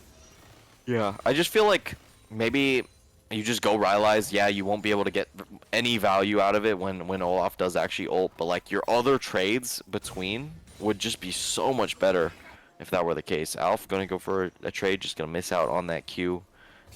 That one's not called the weirding, I'm pretty sure. That's the E. That's I believe is called the weirding. The weirding. One of the weirder. Yeah, names, for sure. But Aurora's Something kind of about weird. The either Lilia and Aurora and just ability names that are interesting, to say the least. One of my least favorite champs to commentate over is Smolder, though. Those names are something else. Mom. It's like, I'll just say the ultimate came through. I don't really feel like yelling mom right now in the middle of this battle. But speaking of battles here too, we are seeing both teams posturing for a 5v5 fight here, as the Drake is going to be spawning. This is going to be Drake's soul points for Monkey Knight City if they are able to secure it, and TPO definitely needs to just try to contest it. They can't just give everything away. Oh, we get actually Pink Penguin does get caught out here, as another fight is going to go down between worlds is going to be dropped. No one goes down just quite yet. Solar Flare does land, but Singular Bread is able to get out there. Glada with the late Pantheon ultimate does finally come down here, as Noble finally tried to go and do something, but not able to. 1v5 actually lasted a lot longer than I thought, and here comes the Emperor's Divide. Yomi gets caught out now too, and Alp is going to get bursted. Azir is online, gets the double kill. They're about to grab the turret as well, and the soul points for the side of Monkey Knight City. Pink Penguin, you gotta be careful here. Can't recall right in front there, as everything's going over to the side of Monkey Knight City. 4-0 in that team fight. Always just that one big fight, and there were some moments where you think it could go the other way, like Noble Bark really committing onto the Sivir, but barely not getting that kill is definitely a huge detriment. That really could have gotten them back a lot of gold, at least into their own pockets, but as it stands, I mean, they're now in a terrible position. The flag and drag was kind of too little too late, ended up getting an extra kill here over to the monkeys. So I'm just not sure if they're going to be able to come back from this one. I mean, Zeri has done some crazy things in history, but we've already talked about how hard of a Zeri game this is. You know, right there getting shuffled in. It's kind of unavoidable after your flash is down. So Yeah. I'm just not sure how they're going to be able to win this one. It's really going to come down to, okay, Mordekaiser ults Azir at a good time and can actually take him down, and then Sivir somehow gets caught out by a Rakan, you know? It's pretty slim margins, and the Aurora doesn't feel strong enough right now to be able to really burst out those two very important members for the side of MKNC. Yeah, it just doesn't have a lot of burst damage in general, right? Going for that Leandries here. Oh, as Ping Penguin is going to try to catch Fallen Warrior, but this is a Leona, and this Leona is going to shrug off that damage. No problem here, as Grim is on behind the Leona to back him up if needed.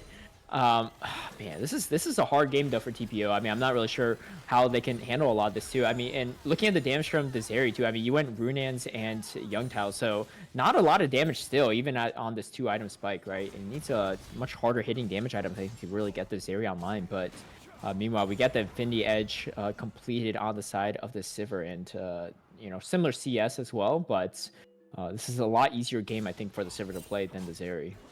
Yeah, that last play just reeked of the classic desperation kind of play. You know, it's like, oh, the things are going so bad, we just need something to go in our favor, and even that didn't succeed. So, you know, now you're really in a tough position. You don't have the Rakan ult for if they do end up starting the Otacon here. It doesn't look like they're gonna opt for that play, but definitely an option that Monkey's New City, or yeah, could have actually went for. So pretty surprised.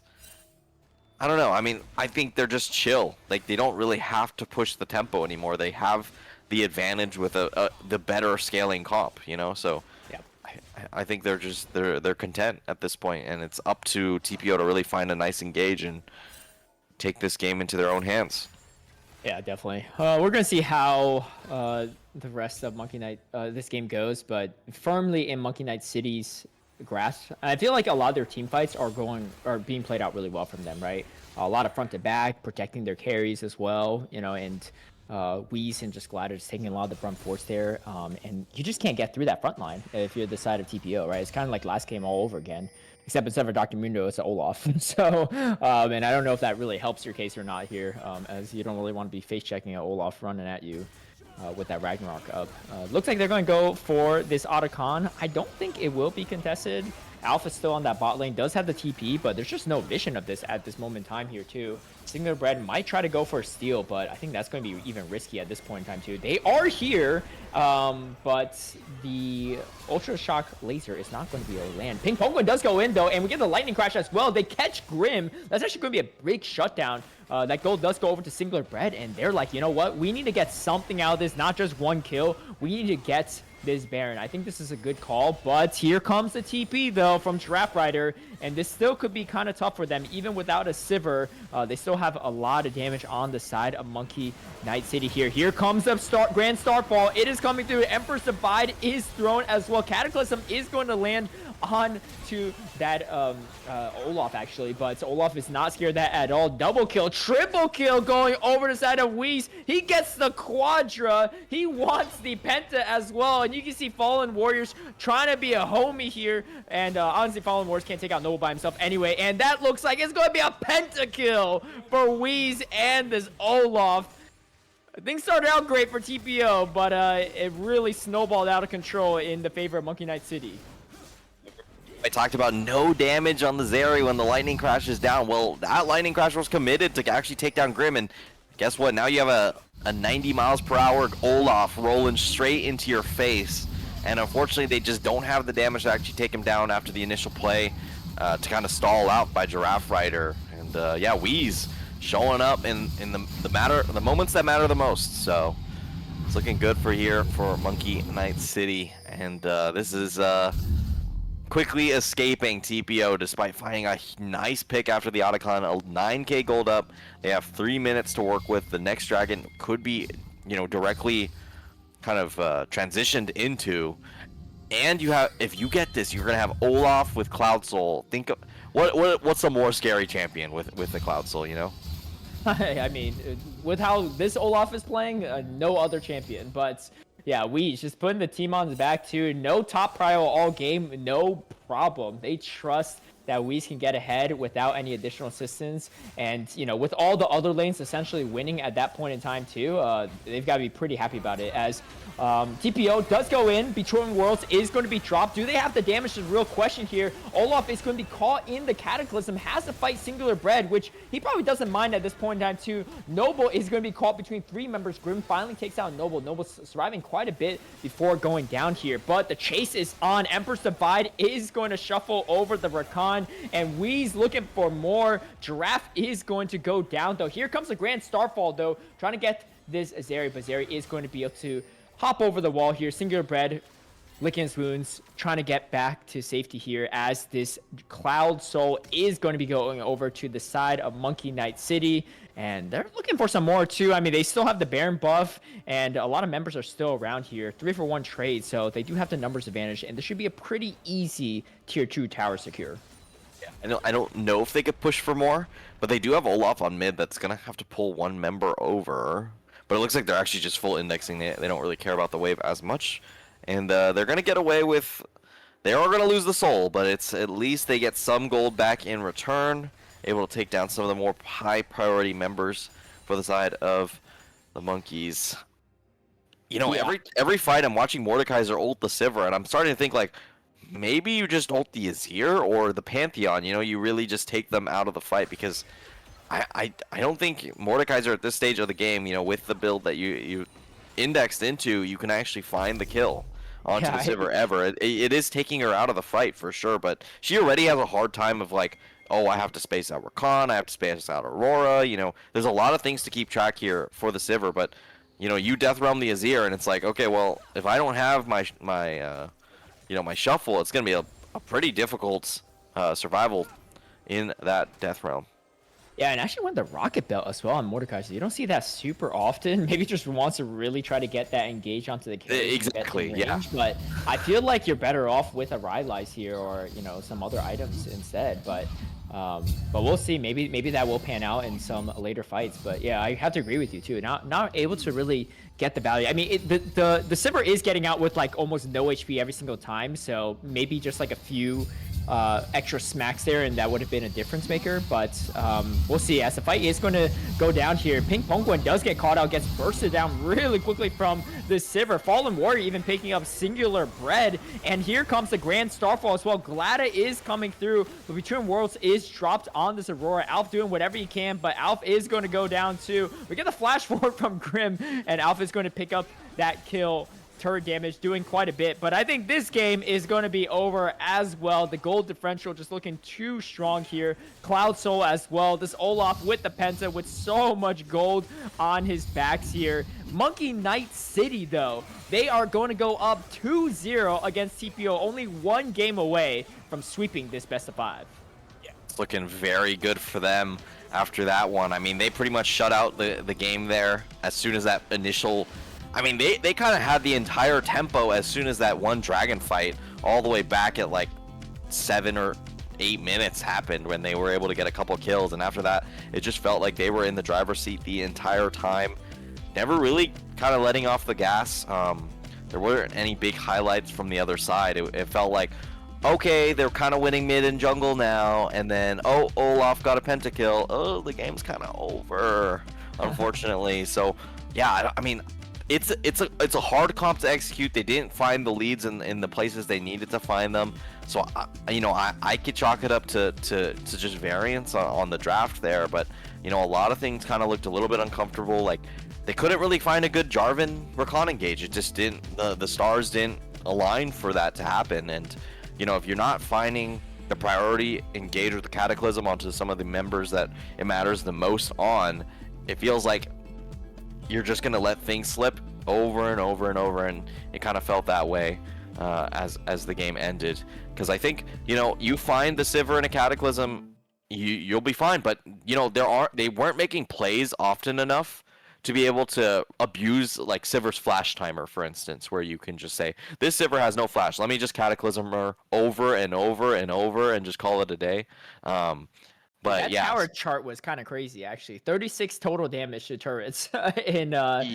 in just that one game from TPO. So yeah, complete map control onto the side of Monkey Knight City, and they are also the slight underdogs, right? They're 4-3 coming into this compared to the 5-2 team of TPO, but they're not looking like the underdogs in these games. So that's game number 2 for us. We're on match point for Monkey Knight City. Let's see if TPO can pull off the reverse sweep. We're going to take a quick break, but we'll be right back.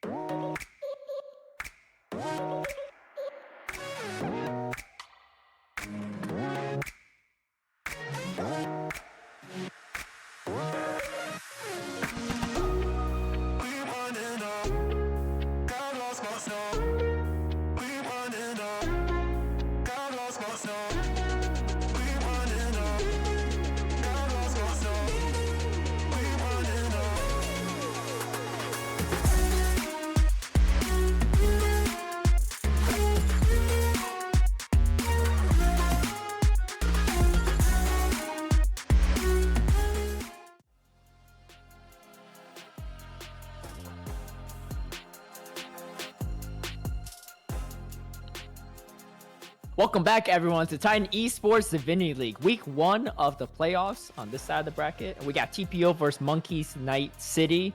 And Monkey Night City, match point right now, up 2-0. I mean, what more can they ask for? A beefed up Dr. Mundo, a pentakill on the Olaf. I mean, Wee's just playing out of his mind here, but the whole squad playing really well. TPO's got to dig deep for that reverse sweep, but let's worry about game 3 to kick things off. I'm Caleb Payne. I'm joined by Golden Gad. And how you feeling about this upcoming series?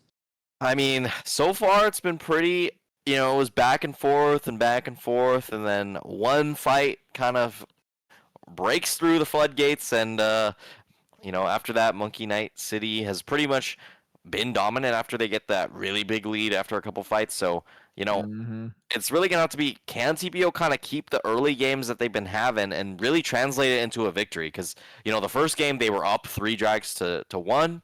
They definitely were in a winning position in that one, and then in this second game, they started out 3-0, and then they also shut down the Olaf to a decent degree. So they should have had a good kind of way forward after that, but it just hasn't really clicked as well. Some of it coming down to execution, some of it coming down to coordination.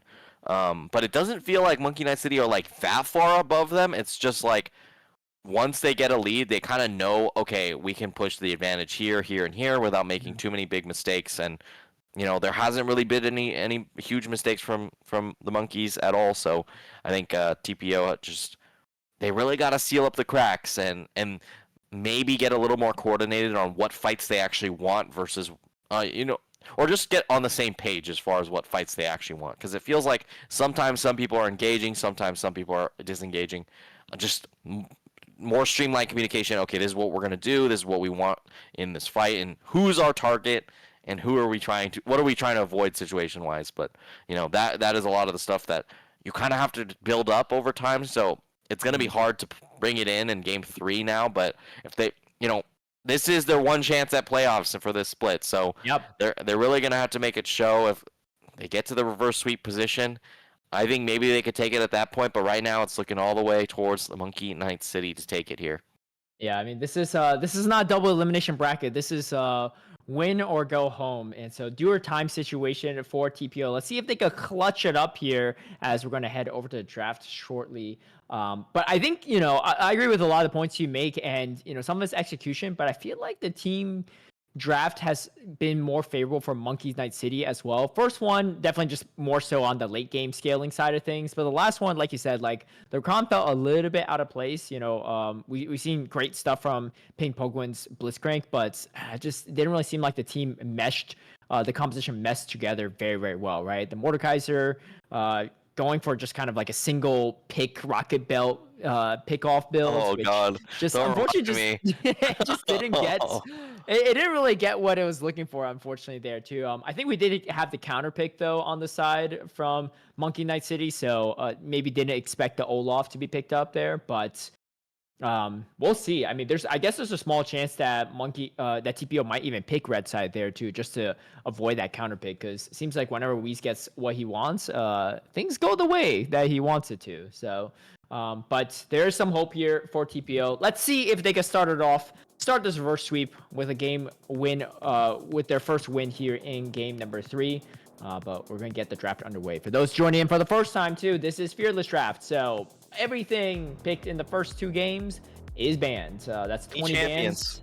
Bans. 20 champions, and then additional 10 as well from this ban phase of the draft too. We get the Nautilus banned right away, the Mel ban as well too. It looks like TPO did pick red side this time. So they want to have the counter pick on their side, which I think given how well Weez has been playing in that top lane, I think that's a respectable decision from them. Yeah, and they didn't make great use of the first pick in the last game. It was just the Zeri, which you can save for any time in the draft. No one's ever banning Zeri. No one's ever picking I was it really probably. picking her very often. I think So it was kind of an interesting first pick that kind of streamlined you into this like, oh, I should play enchanters, but then they were like, oh well, we kind of need engage, but then they overdrafted engage, and then it's like, okay, well now what do we do mid lane? So it was just like an interesting draft that I don't know how I feel about it here. We do have first pick. I don't think anything notable is still Ooh. open, but we're gonna have Smolder. So this is a champion that's Hey. been picking up again recently, just because it's a little bit better as far as the stats that it has. This is a numbers champion. If it has good numbers, it'll do well. Here we're seeing Kai'Sa, makes a lot of sense, a little bit more of an aggressive AD carry. So Kai'Sa, Lucian, those are types of champions you want to see into Smolder, but it depends on the lane pairing. So with no Nautilus, there's no like really premier bot laner that I want to see with the Kai'Sa. You're gonna have to kind of go for something unorthodox, I think. I was gonna think Pantheon, but Pantheon's even banned, so I'm not too sure. You could go Alistar here, which I think would be pretty solid into the Smolder. Especially now that Talia's locked in, that locks in that mid laner, it kind of prevents you from getting the Sylas getting locked in a little bit later on in the draft. So I think so far it's looking like a good Alistar angle onto the Smolder, but maybe I just like this champion more than other people, We didn't see it in the last one when it was pretty much optimal. But Alistar also does so well into Jax. Please just pick it. Oh my god, I'm like, I'm gonna tear my hair out. But this is just gonna be the Orianna. So you have the Orianna Nocturne combo, very solid, very good against immobile AD carry. Such a Smolder. There's pretty much no way avoiding it. And then they have long range follow up with the Kai'Sa. So this is straight out of the playbook that you'd like to see with the Kai'Sa Nocturne Orianna. They're going for the basics, and it makes a lot of sense. You're down 2-0. It's now time to kind of fall back on the strategies that work. And, Monkey Knight City, they recognize the strength of Alistar here, and they're going to ban it away. And now that support pool is so pinched. I mean, there's like almost no engaged supports that you're going to want to play anymore. we get the rail ban too. Yeah, there's just you like set support. I said it earlier, but like it's honestly looking not bad here, but it's just like, I don't know, it's looking tough. Nico, so they're going for the more long range stuff, but it's not exactly what Kai'Sa favors. She likes other people tanking for her. Nico's not really that style, so we'll have to see how that ends up going in the bot lane here. We're gonna see Tom Kench, great pick into the Ori Nocturne. Makes a lot of sense there, so I actually really like that. Kind of identification there on that pick there. And now we just have to lock in a jungle pick here. It's actually meant to lead a jungle. Oh, so I think it's a Jax jungle. Yeah. Oh, I think, you're right. Yeah, because it makes sense to picking up after you see the Nocturne. So I was going to say that too. I was like, there might be a chance this is going to be a Jax flex, but we do get the counter pick here. Oh, it's going to be the Malphites. I do like this a lot, actually, because there's not a lot of AP damage on the side of Monkey's Night City, except for the Talia. I mean, yeah, you have some AP damage mixed in for, the Tom Kench and stuff like that. But for the most part, this Malphite could go kind of crazy. Might be fairly unkillable, which it would definitely help Noble a lot, because Wheeze has been the more unkillable one in the past 2 games. But here we go. It's going to be a hyper-scaling comp on the side of TPO. Let's see if they could get their first win here and start their reverse sweep journey. I mean, I just gotta say it how actually, it is. It's the Monkey Knight City. Sorry, I said it wrong. The Smolder's on the side of Monkey Knight City, so they don't want this game to go too long if they're TPO. Yeah, I will say for TPO, I'm gonna say it how it. Oh, nice fist bump, by the way. Got the full 5. That's a good sign heading into game 3. Good morale. Yeah, when you're down 0-2, you need that stuff. Every little bit counts. But I was gonna say, I hate to say it, this isn't Titan After Dark, but like this is like TPO right now. This is like the blow your load comp. You just click your buttons and you just pray they die, because you have Nico ult, Orianna ult, Nocturne ult, Malphite ult, Kai'Sa ult. You just hit those buttons, and if they're dead, you win the game. If they're not dead, you probably lose. So we'll have to see how it goes. I think it's gonna really fall on how good Fallen Warrior is as a Tom Kench to really protect your Smolder, and obviously that's gonna fall back onto Grim, who also has to kind of survive that engage on his own to at least alleviate some of that. But as I said, this is this is like I'm gonna say it how it is. This is like the bronze dream right here. Like a bronze player is like, holy Holy moly, we have 5 ults that just win the game. So, you know, I don't know. I think it's going to be pretty fun, at least for TPO here, even if they don't take this win. Yeah, they're going to look to end this as soon as possible here. Alf getting kind of chunked here into Draft Rider in this level 1 skirmish already. You know, like I said, Alf defending champion of Divinity League, but Draft Rider been able to hold his own against Alf the entire time. So definitely gonna be kind of nice here as this bottom lane here. This is I like this Tom Kench pick a lot too, right? You have a lot of appeal for the Smolder. You have Engage. You have some frontline as well. Overall, I would probably favor the draft of Monkey Knight City, but if Draft Rider doesn't get super ahead or gets a lot of damage, then this Malphite is going to be really annoying to deal with. Renekton's Wave not in the best position here, but should be able to just shove in eventually to actually get this crash when this new wave comes in. So not gonna be the worst, but did lose a bit of minions there, so not gonna be full gold here. Draft Rider getting dangerously low, has to flash, barely surviving, and now Glada should be able to secure this kill onto Alf. All right, Alf getting quite low, forcing the flash out there too. Going to get to safety, but Alf a little bit behind now in this spot. Draft Rider is also going to recall too, so they'll be on similar tempo at this point in time. But that's going to be an important flash that's missing for that Orianna. Skirmish going to keep going down a little bit here. Weez definitely have the slight advantage in a lot of this top lane matchups in the first 2 games. Let's see if he continue his way or if Noble can find some openings here. Yeah, Noble should have a pretty easy time laning a little bit later in the game.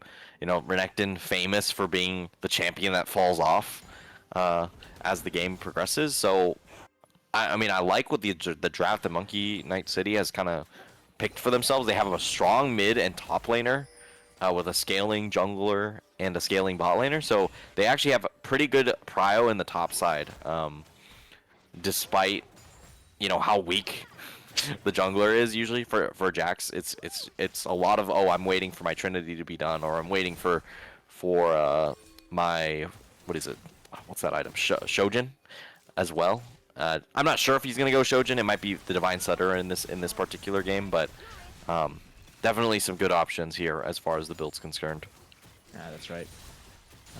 Outside of that, though, goal differential pretty much negligible at this moment in time, too. A lot more CS on to that Nocturne, but just going for some clears from Singular Bread. I feel like Singular Bread has played these games pretty well, right? But just sometimes maybe a lot of the games are just a little bit outside his control. As he is going to spot out this Renekton, as Weez is going to just start chipping down Singular Bread. Singular Bread is actually getting a little bit low at this point, too. Does have to try to get to safety. Glada is there for some additional support if need be, but nothing too crazy going to go down. Yeah, and Weez got to, you know, kind of just cheat out a recall. I mean, not even cheat. He just didn't need to recall. So he actually he's just at a really good health position that he doesn't even care. Like, he could just stay. So if Noble gets chunked pretty hard here, it could be pretty disastrous. But man, Health's doing such a good job in this lane. Drabs might be dead here. All right, and Alpha going to take a little bit of chunk of damage here. Giraffe has no mana, but neither does really Alf. So both these mid laners just playing very aggressive into each other and trying to harass each other as much as possible. I think recalls are going to be happening on both sides fairly soon. As Giraffe's going to pick up this last bit of CS. Drake is up. Neither team looking like they're going to posture to take it for the time being. But something I noticed from Monkey Knight City too, like really enjoying playing a lot of these scaling comps, and it's really played favorably for them in these first 2 games. Yeah, you know, when a team isn't that great at pushing the advantage once they have it, the best thing to have is a scaling comp, because then, okay, well, they're not gonna kind of force us to give up resources or force us to not contest things, you know, and then eventually your scaling will reign supreme. Or, you know, a mistake happens. So there's a couple easier ways to get back into it. So, I don't know. It's looking pretty decent here for Monkey Knight City considering their comp. The bot lane, really no action here. The Tom Kench, a great neutralizer there, has so much sustain in lane. On top of that, has good protection against an all-in. So, you know, it's just a lot easier to play out. And, yeah, I just don't know. It's just going to have to come down to 5v5s, and we're not at that stage in the game yet, so TPO is going to have to push their advantage once they do get to those 5v5s with Nocturne Ori, as well as a Nico that can combo on top. All right, we got a little clone action as well too. CS does go more favorably for Yomi, but you know, not anything too crazy here. And honestly, as long as you're getting your stacks on Smolder, you're doing your job. Will hopefully come online within like 20 minutes-ish from now, but we'll see. Looks like the TPO is on this Drake. Singular Bread trying to sneak this around, but Fallen Warrior is going to spot this out here too. Glada is here. And so is Giraffe Rider on the other side of this wall here. Here comes the ultimate. Kind of cuts through a little bit short, actually, here. Giraffe Rider taking a lot of damage. Forced to flash out now. Singular Bread is starting to throw some damage over.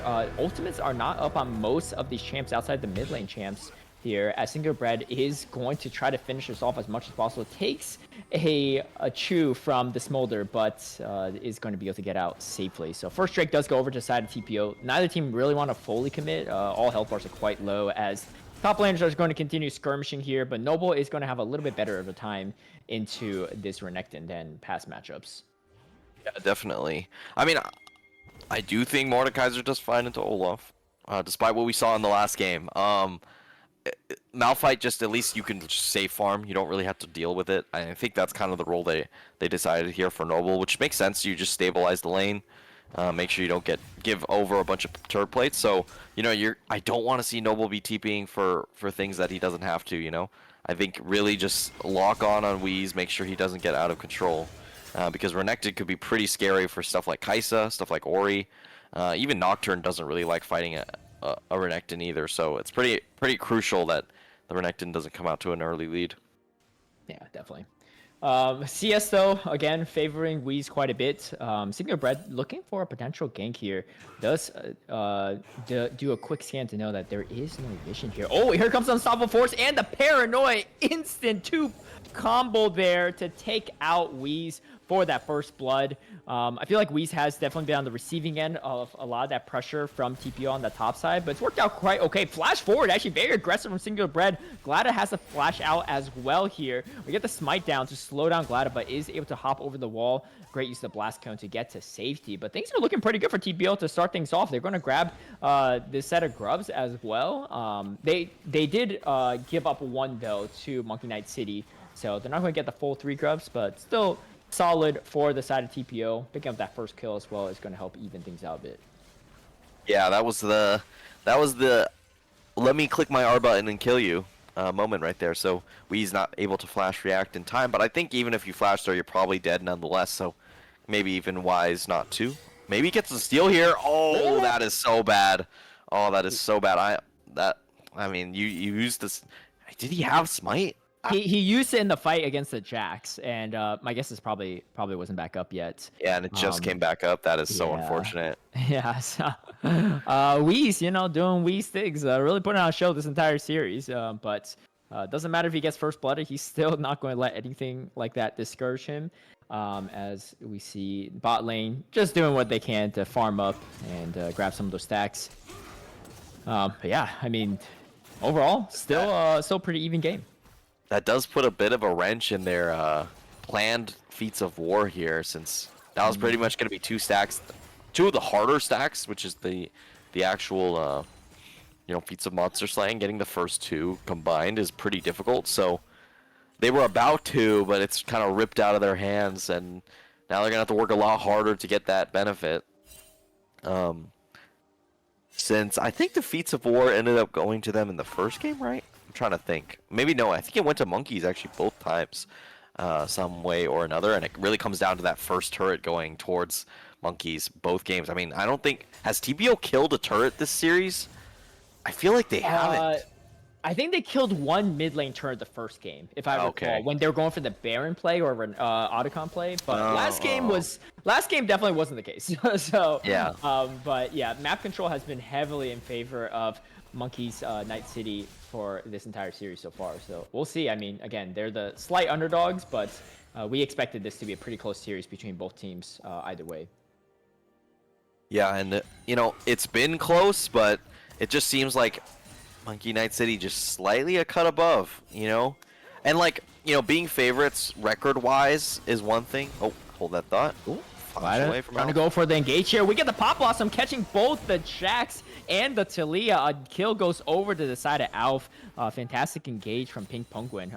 Known for fantastic engages the entire series, but what a good one from that Nico to get maximum value there. Yeah, just getting the value. I didn't even notice the minion. So when you're able to catch an observer off guard, you're definitely probably catching the players off guard as well. That's the right. one thing you always have to think about. The Nico has the transformation ability, so count your minions. On a cannon wave, there's 7, 3 of each, and then the 1 cannon. So definitely got to keep your due diligence there. Wee's just trying to trade out, but it might just be dead. Nice flash away, though. Should be able to heal up from the Q. All right, Wee's, this skirmish is going a little bit more in favor of Noble. Let's see if Noble can get the chase down or not. Seismic Shard is going to land, but not enough damage. Does have, yeah, a little bit more health there. So Wee's going to pay some respects to the Malphite, as Malphite's going to get scary, like, the longer the game goes, for sure. Looks like building a Fimbulwinder as well. Maybe just has a here. Yeah, that would be pretty interesting. I think maybe a Bramble, but I'm not 100% sure here on that one. Just picking up the clone here.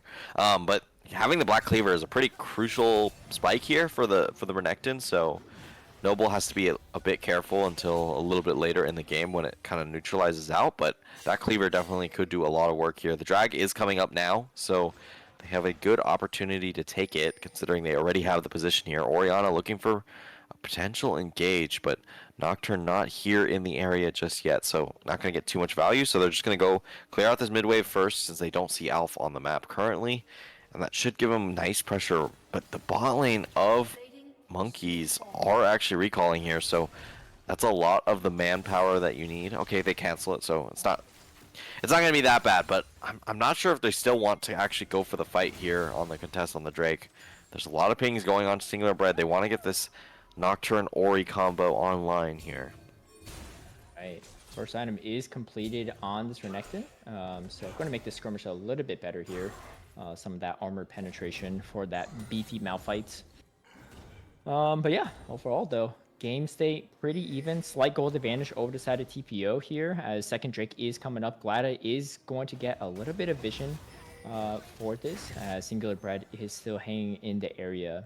I think this time around, Monkey Knight City is definitely going to go for a more aggressive contest here, as we see the Smolder and Tom Kench also grabbing some vision. Looks like TPO might just give this one up too. They're not really in position to contest this. Looks like they will give it up, so I mean now they're pretty, they're close to giving up Feats of Warfare, and that also slows down some of the Drake stacking potential. And this is the team fight. This is the team fight team. It's the team you'd expect to just click R on them. So I'm surprised to see them not just, try and go for something there. I mean, they should have enough, but how the play kind of extended, you get a dragon with the Smolder on bot side. I mean, you're feeling pretty good. Usually you have to rotate the Smolder up and kind of lane swap to make sure your strong side's on the bot side. But no, they just strong arm them with the Smolder nonetheless, and each dragon gives Smolder a bit more time to actually scale up and become the Smolder that we all know and probably don't love. I don't know. As a Smolder main myself, I do quite love You're a Smolder main? Well, okay, we gotta unpack that. Look, that's how I started my mid lane journey, actually. We might go out of here. We'll talk about the lore later, but Glada is going to be caught up here, rooted, and here comes the unstoppable force, and it looks like it's going to be Noble that picks up that kill. Feats of Warfare does go over to the side of TPO. I don't think they're going to contest this Rift Herald, especially with their jungler down. But yeah, no, I used to play a bunch of Smolder bot, and then I got auto-filled mid once, and I played Smolder mid, and when it was at its peak, and the rest is history. I just became a dragon mid laner, but not playing Ace Soul instead of Smolder. But okay. If it stacks, I play it. That makes sense. Yeah, I get it. There's some pretty good stacking champions in the game, considering Smolder, Ace Soul, Scion. Now they're now going for engage mid. All right, Ooh, Paranoid does nice. come through here. A really great disengage from Fallen Warrior is going to gobble up Giraffe to get him to safety here. Goes back for the re-engage though. And oh, the seismic toss does actually get over. Oh, Pink Penguin does land the Pop Blossom, but does die in the efforts here. We see a TP come out. Noble is here, but maybe a little bit too late. Singular Bread is caught in a tough position. Gladius just keeps going in here as Fallen Warrior is going to pick up the kill onto the Nocturne. Noble now has to flash out on this Malphite. Alf just barely gets out alive, forced to flash in the last second. Noble still looking for some more now that Yomi's here, but health bars are super low on everything, and Alf finally does go down. Maybe getting a little too greedy there as Giraffe is going to pick up the kill. I mean, things looked okay for TPO for sure, and then they kind of overchased a bit. Yeah, that fight definitely. It felt a little bit overextended. You know, as soon as the Nocturne ult combo doesn't actually come through, it's probably a good time to just disengage. But they went for the re-engage with the Nico ult. They saw some numbers that they liked. But Glada's just pretty tanky at this point. He has the full Trinity Force completed, which is really the power spike you're kind of waiting for as Jax, because then it's playable after that. Before this item, trust me, not playable. You're just a QE bot. So definitely good to see, and just not respecting those items coming through. Pretty much one item completed on every member here in the game. So good to see, but I think the spikes are a little bit harder for the side of the monkeys. You know, Luden's Echo or Luden's Companion, whatever they call it now, a little bit. It's not the best item for first item, but it does scale very well, which is why people like to play it. So just a little bit less presence than something like a Seraphs with that huge shield to keep some survivability up. Definitely. We actually see the Heart Seal completed onto Fallen Warriors Tahm Kench. 2-0-1 actually on Tahm Kench. Kench is kind of rich here as we see the top lane skirmish going to keep going through. I mean, this is one that just Weeze is not going to really win out as it goes longer and longer. Sunfire Cape is completed on Noble as well too. So this Malphite is going to be, you know, stamping a little bit more dominance here. Oh, Paranoid comes through here, but you're able to get away with the Weaver's Wall. Really great timing from Giraffe. Really great response there, too. Wasting the Nocturne ult for the time being and getting himself to safety. Giraffe's Rider, honestly, this whole series has been playing really well, right? Alf definitely a very strong competitor and mid lane to go against, but able to hold his own against Alf and just, you know, stay alive in a lot of these fights. It's a good dodge there. Just able to kind of stall out, so the Orianna ulti didn't actually connect. Pink Penguin now going to get queued up here, but just wants that Heartsteel stack. Going to be able to grab it. 20 stacks now for this Tahm Kench. Tahm Kench, one of the more, it's funny, he's like, you know, he's known as like the protection support, but I swear, one of the most greedy supports in the game. Wants as much gold as possible to become a low-key carry every single game, I swear. I mean, the base damage is just so high, so Yes. having some gold on Tahm Kench is definitely not a bad thing at all. Definitely. I mean, we've seen also, especially with the Heartsteel nerfs over the past couple months too, like sometimes Kench not even going for that build, but looking like Fallen Warrior feeling pretty good about himself, going to go for that Heartsteel instead.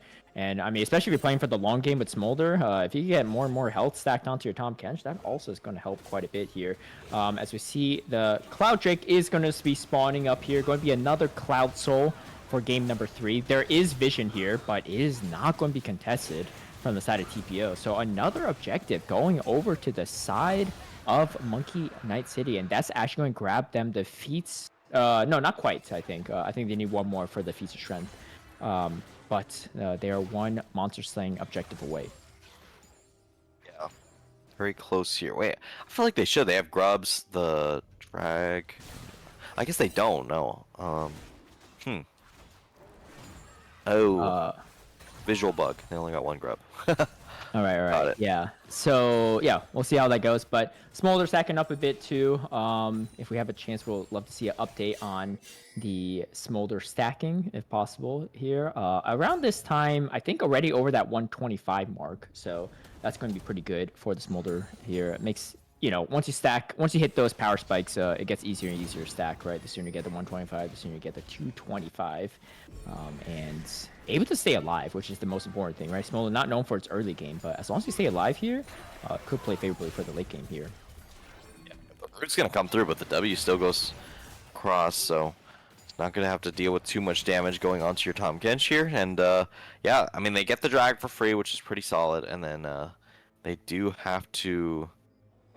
the Otacon is up, so they could kind of shift their attention over there. We are at 131 stacks on the Smolder, which I feel like is slightly low. I don't know. You tell me. Yeah, I mean, in the bot lanes is going to be obviously a little bit slower.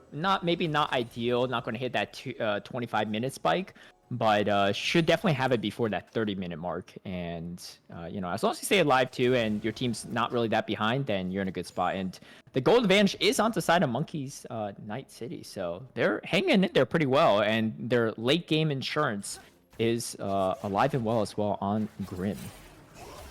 Yeah, I mean, looking good there, and then also Glada. I mean, has died twice, but for the most part has found more farm than Singular Bread, so should still be good. Fallen Warrior in terrible position, probably just gonna get taken down here. Going to have to go for the Abyssal Dive to get out, but no, the shutdown goes over to Alp. That's going to be a big pickup, and now TP over tier 2. The Otacon. Like they're going for the Otacon. There's no Drake in sight, but this will definitely help snowball them a bit here. Let's see if they could get it. I think they should be able to. Not even going to be contested here, as we have vision in the mid lane for them. So it looks like Monkey's Night City is just going to go for that turret. I think that's a smart play. It's going to be a hard fight to contest for. Seeing that the Malphite did TP over here. Top wave, though, is going to crash in that turret, so they're going to lose a bit of minions for this. So I think this is still a fairly valuable trade for Monkey Knight City here. I mean, again, as long as they're, you know, not giving out like Cloud Soul over to the side of TPO, they're fine to just kind of wait out this game and let the Smolder scale. Oh, yeah, for sure. So, yeah, I mean, it's the onus is on TPO. I mean, that's the draft that they've chosen. So, I haven't really seen anything too flashy, anything too crazy. They have been playing solid this game, which is a good start, but they haven't really been able to blow open the game despite having the flashy engage ultimates. So we'll have to see. The Renekton is in a decent position. I mean, it's still definitely a tough matchup in the top side. And then, you know, as bot's concerned, I mean, hey, you'll take a 6 or 7 gold lead, or not gold lead, CS lead in that bot lane. I mean, it's definitely something not too bad. Yeah, I'm not too sure. I mean, it's just a close game where it's who wants to make the engage happen is really all that matters. Yeah, and we actually have, I just realized there's actually Comet Smolder as well, too. Finishing up that Spear of Shojin, so going to help the stacking a little bit here. 2 items on the Kaisa as well.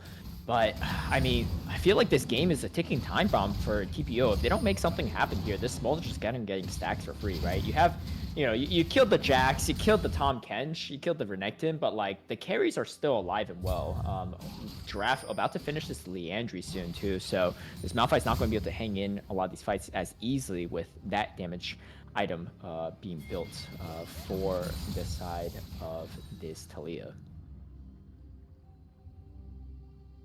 So yeah, I guess you just kind of wait for the dragon. 30 seconds left before this play.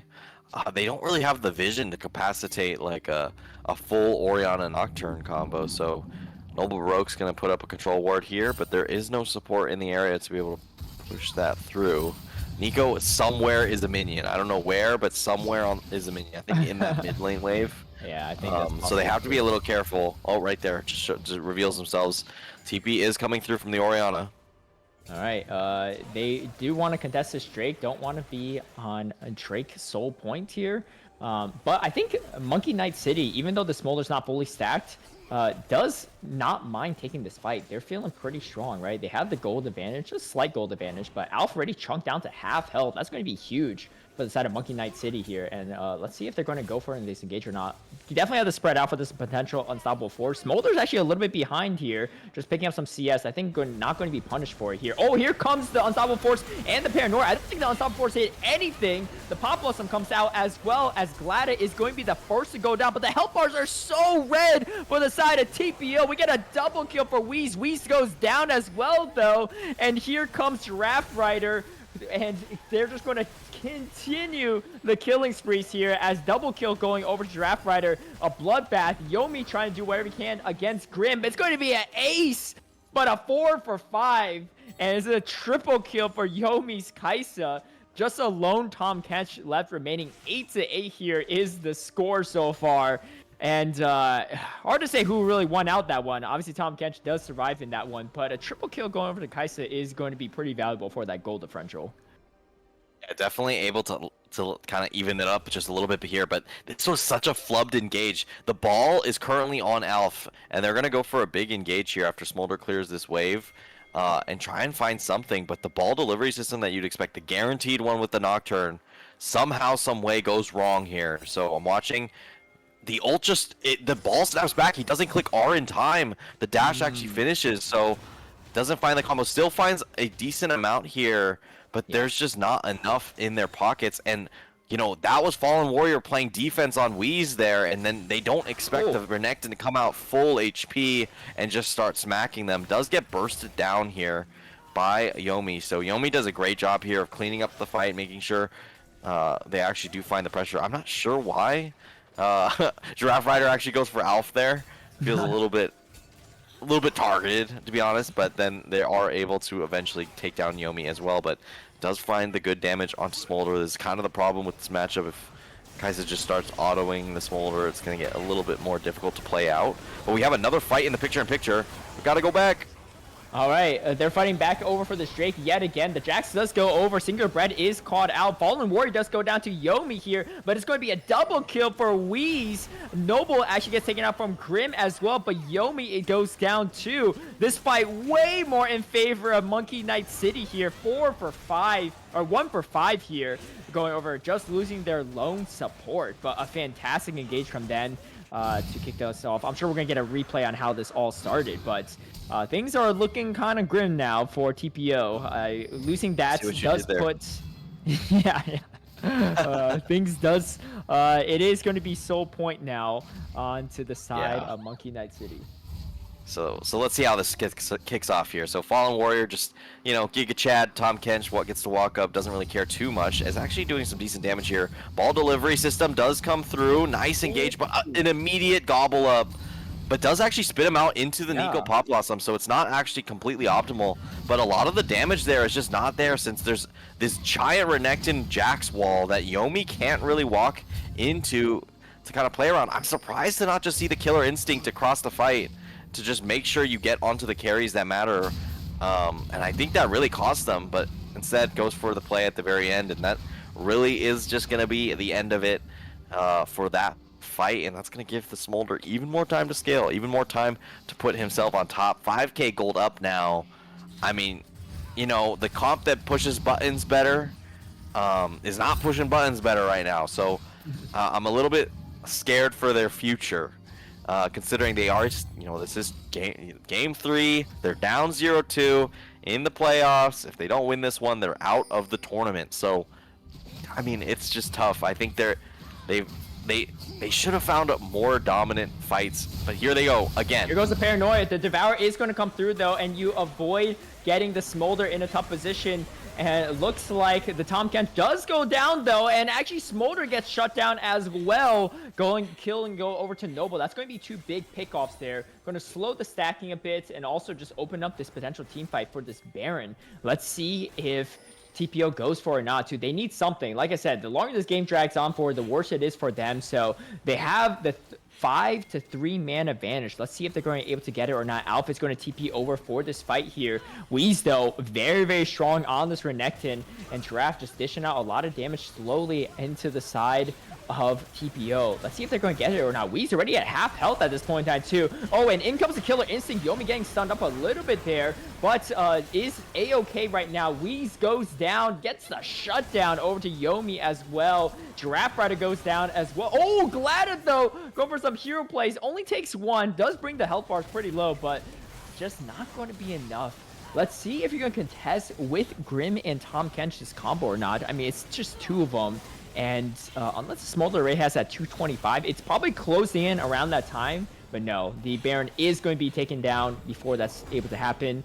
It's going to give TPO a little bit signs of life here.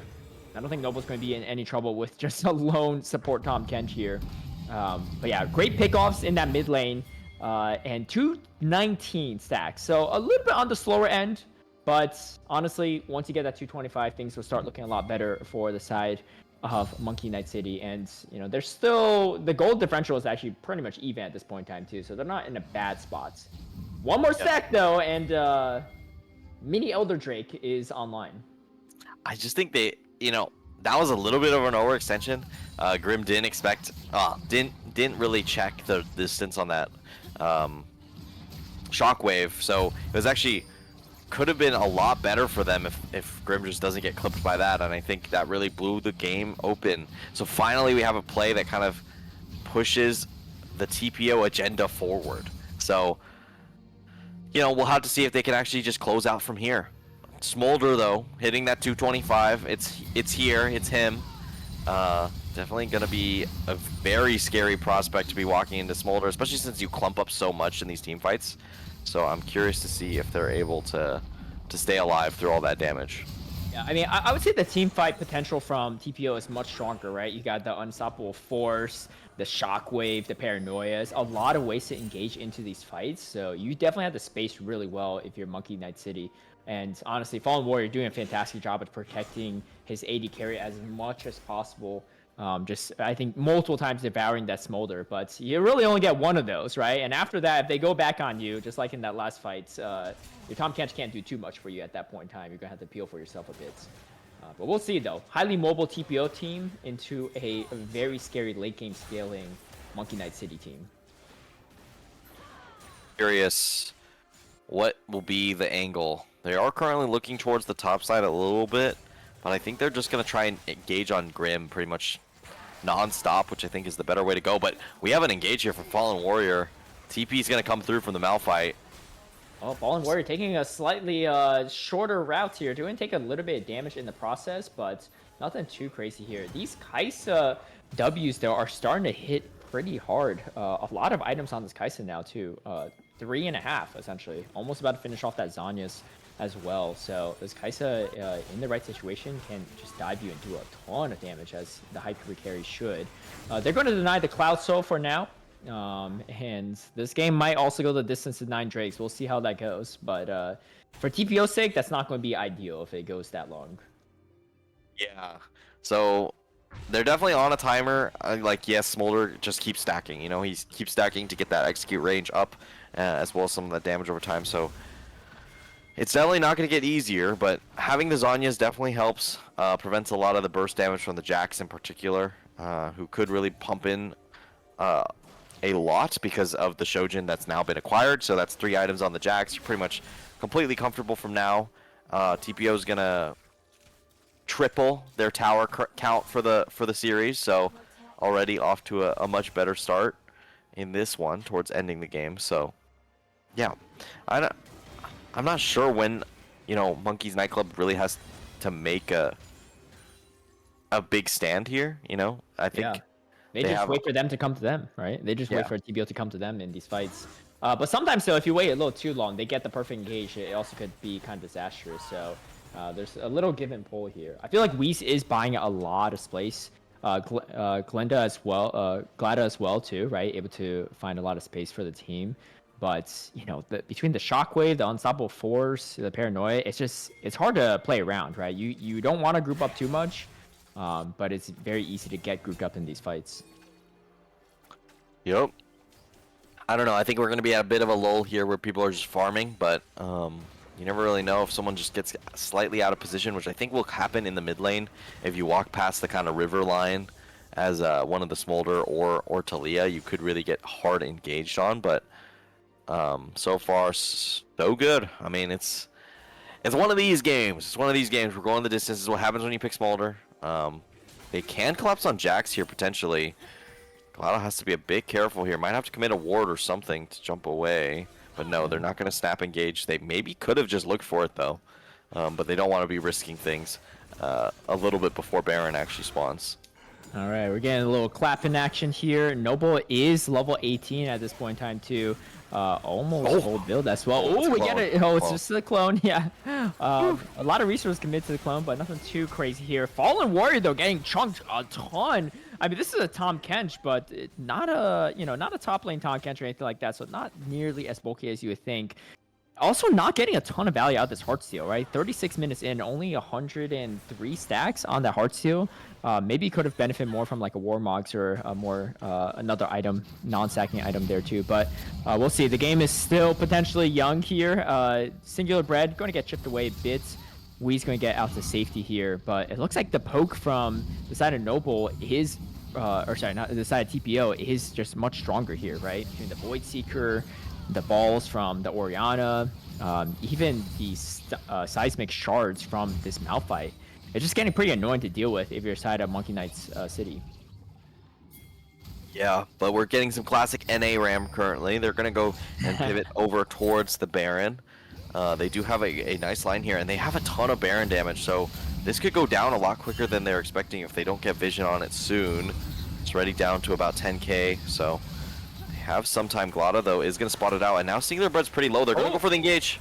The Pop Blossom does land, but only out to Tahm Kench so far. The Paranoia comes through. Health bars are quite low as Grim is going to pick up the Nocturne as the first kill here. And the side of Monkey Knight's City are popping off. Yomi trying to kite out as best as possible. Alf does go down to that Crocodile. Glada is going to close the gap here. Another kill going over to Weez. This is the fight that Monkey Knight City is looking for. And that's going to be a 0-for-4 trade for the side of Monkey Knight City, and definitely going to be the Baron in their sights as well. There's also Cloud Soul spawning shortly after this too. I got to assume they're going to rotate over to that to secure that up as well to really start snowballing things in their favor. And that was as optimal of a fight ever. I watched the Nocturne and the Kaisa both fly through the unraveled earth of the Talia and just take a ton of damage just to start off the fight, and it really did kind of shift how these players want to play the fights. Getting stunned on your way in is enough time to give Giraffe Rider and Grim enough space to survive. So we could see that in this replay here. They go for the hard engage, but you see the unraveled earth there. Nocturne takes a huge chunk, and then Kaisa as well just flies through and gets stunned forever. And in the meantime, Glada just has all the free reign in combination with Weez to take down some of the more squishy members. And eventually Yomi does kind of kite out, but there is nothing you can do as an AD carry in this position. So just going to get taken down here with no trade kill in response. And now they're going towards the drag. It's a full 5v5. All right, this is going to be Cloud Soul, and honestly, this could be the game if it is going to be picked up from Monkey Knight City. So TPO knows they have to contest this, but you got the Baron buffed minions coming down at you in this mid lane, and it looks like Monkey Knight City is going to starting up this Drake right away. I mean, if they take this down quick enough, it could be bad, but if you could pick off some of these members here, might be okay. Unstoppable Force does land onto Giraffe Rider. Pop Blossom comes out, but doesn't even get popped off in time before Pink Penguin does go down. We get the double kill for the Smolder as the passes are adding up. Here comes a triple. That's going to be a quadra, and that's going to be the game, as that's going to be another ace going over the side of Monkey Knight City. A dominant 3-0 performance here in the first round of the playoffs.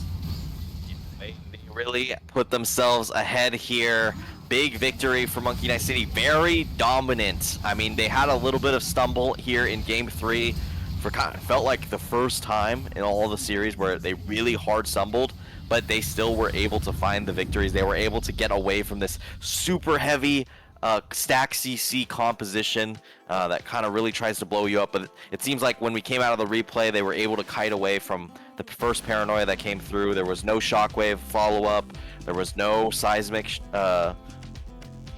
whatever Malphite's ult is on top of it. So you just didn't find the full combo. The Smolder's online. You can't lock them down. And guess what? That's probably going to be the nail in the coffin here for TPO. And unfortunately, they're going to have to move forward towards the next split. They're out of contention now.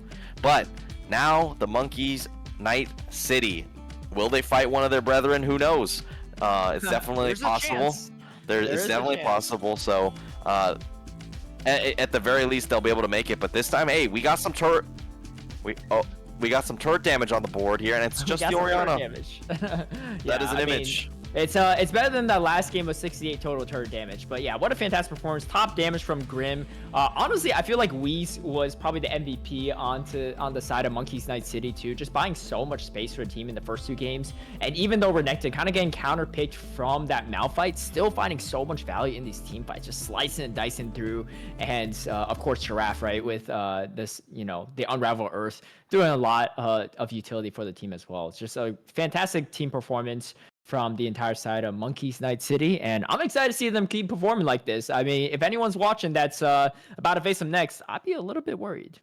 Yeah, I mean, they definitely showed that they have the hands and they have at least a decent amount of map control awareness. So, I feel like that was really the biggest difference is they were able to play side lanes a little bit better than TPO consistently throughout the series, and that really gave them a nice edge over them. And I felt like, individually, I felt like all of them were slightly more solid. I mean, Giraffe coming out to a good lead in the first two games, and then Yomi and Grim were pretty close nonetheless between the two games. Definitely some bright spots nonetheless here for TPO's run in playoffs, but going down 0-3 is going to be a bummer nonetheless, but at least there were some moments you could be proud of in this series.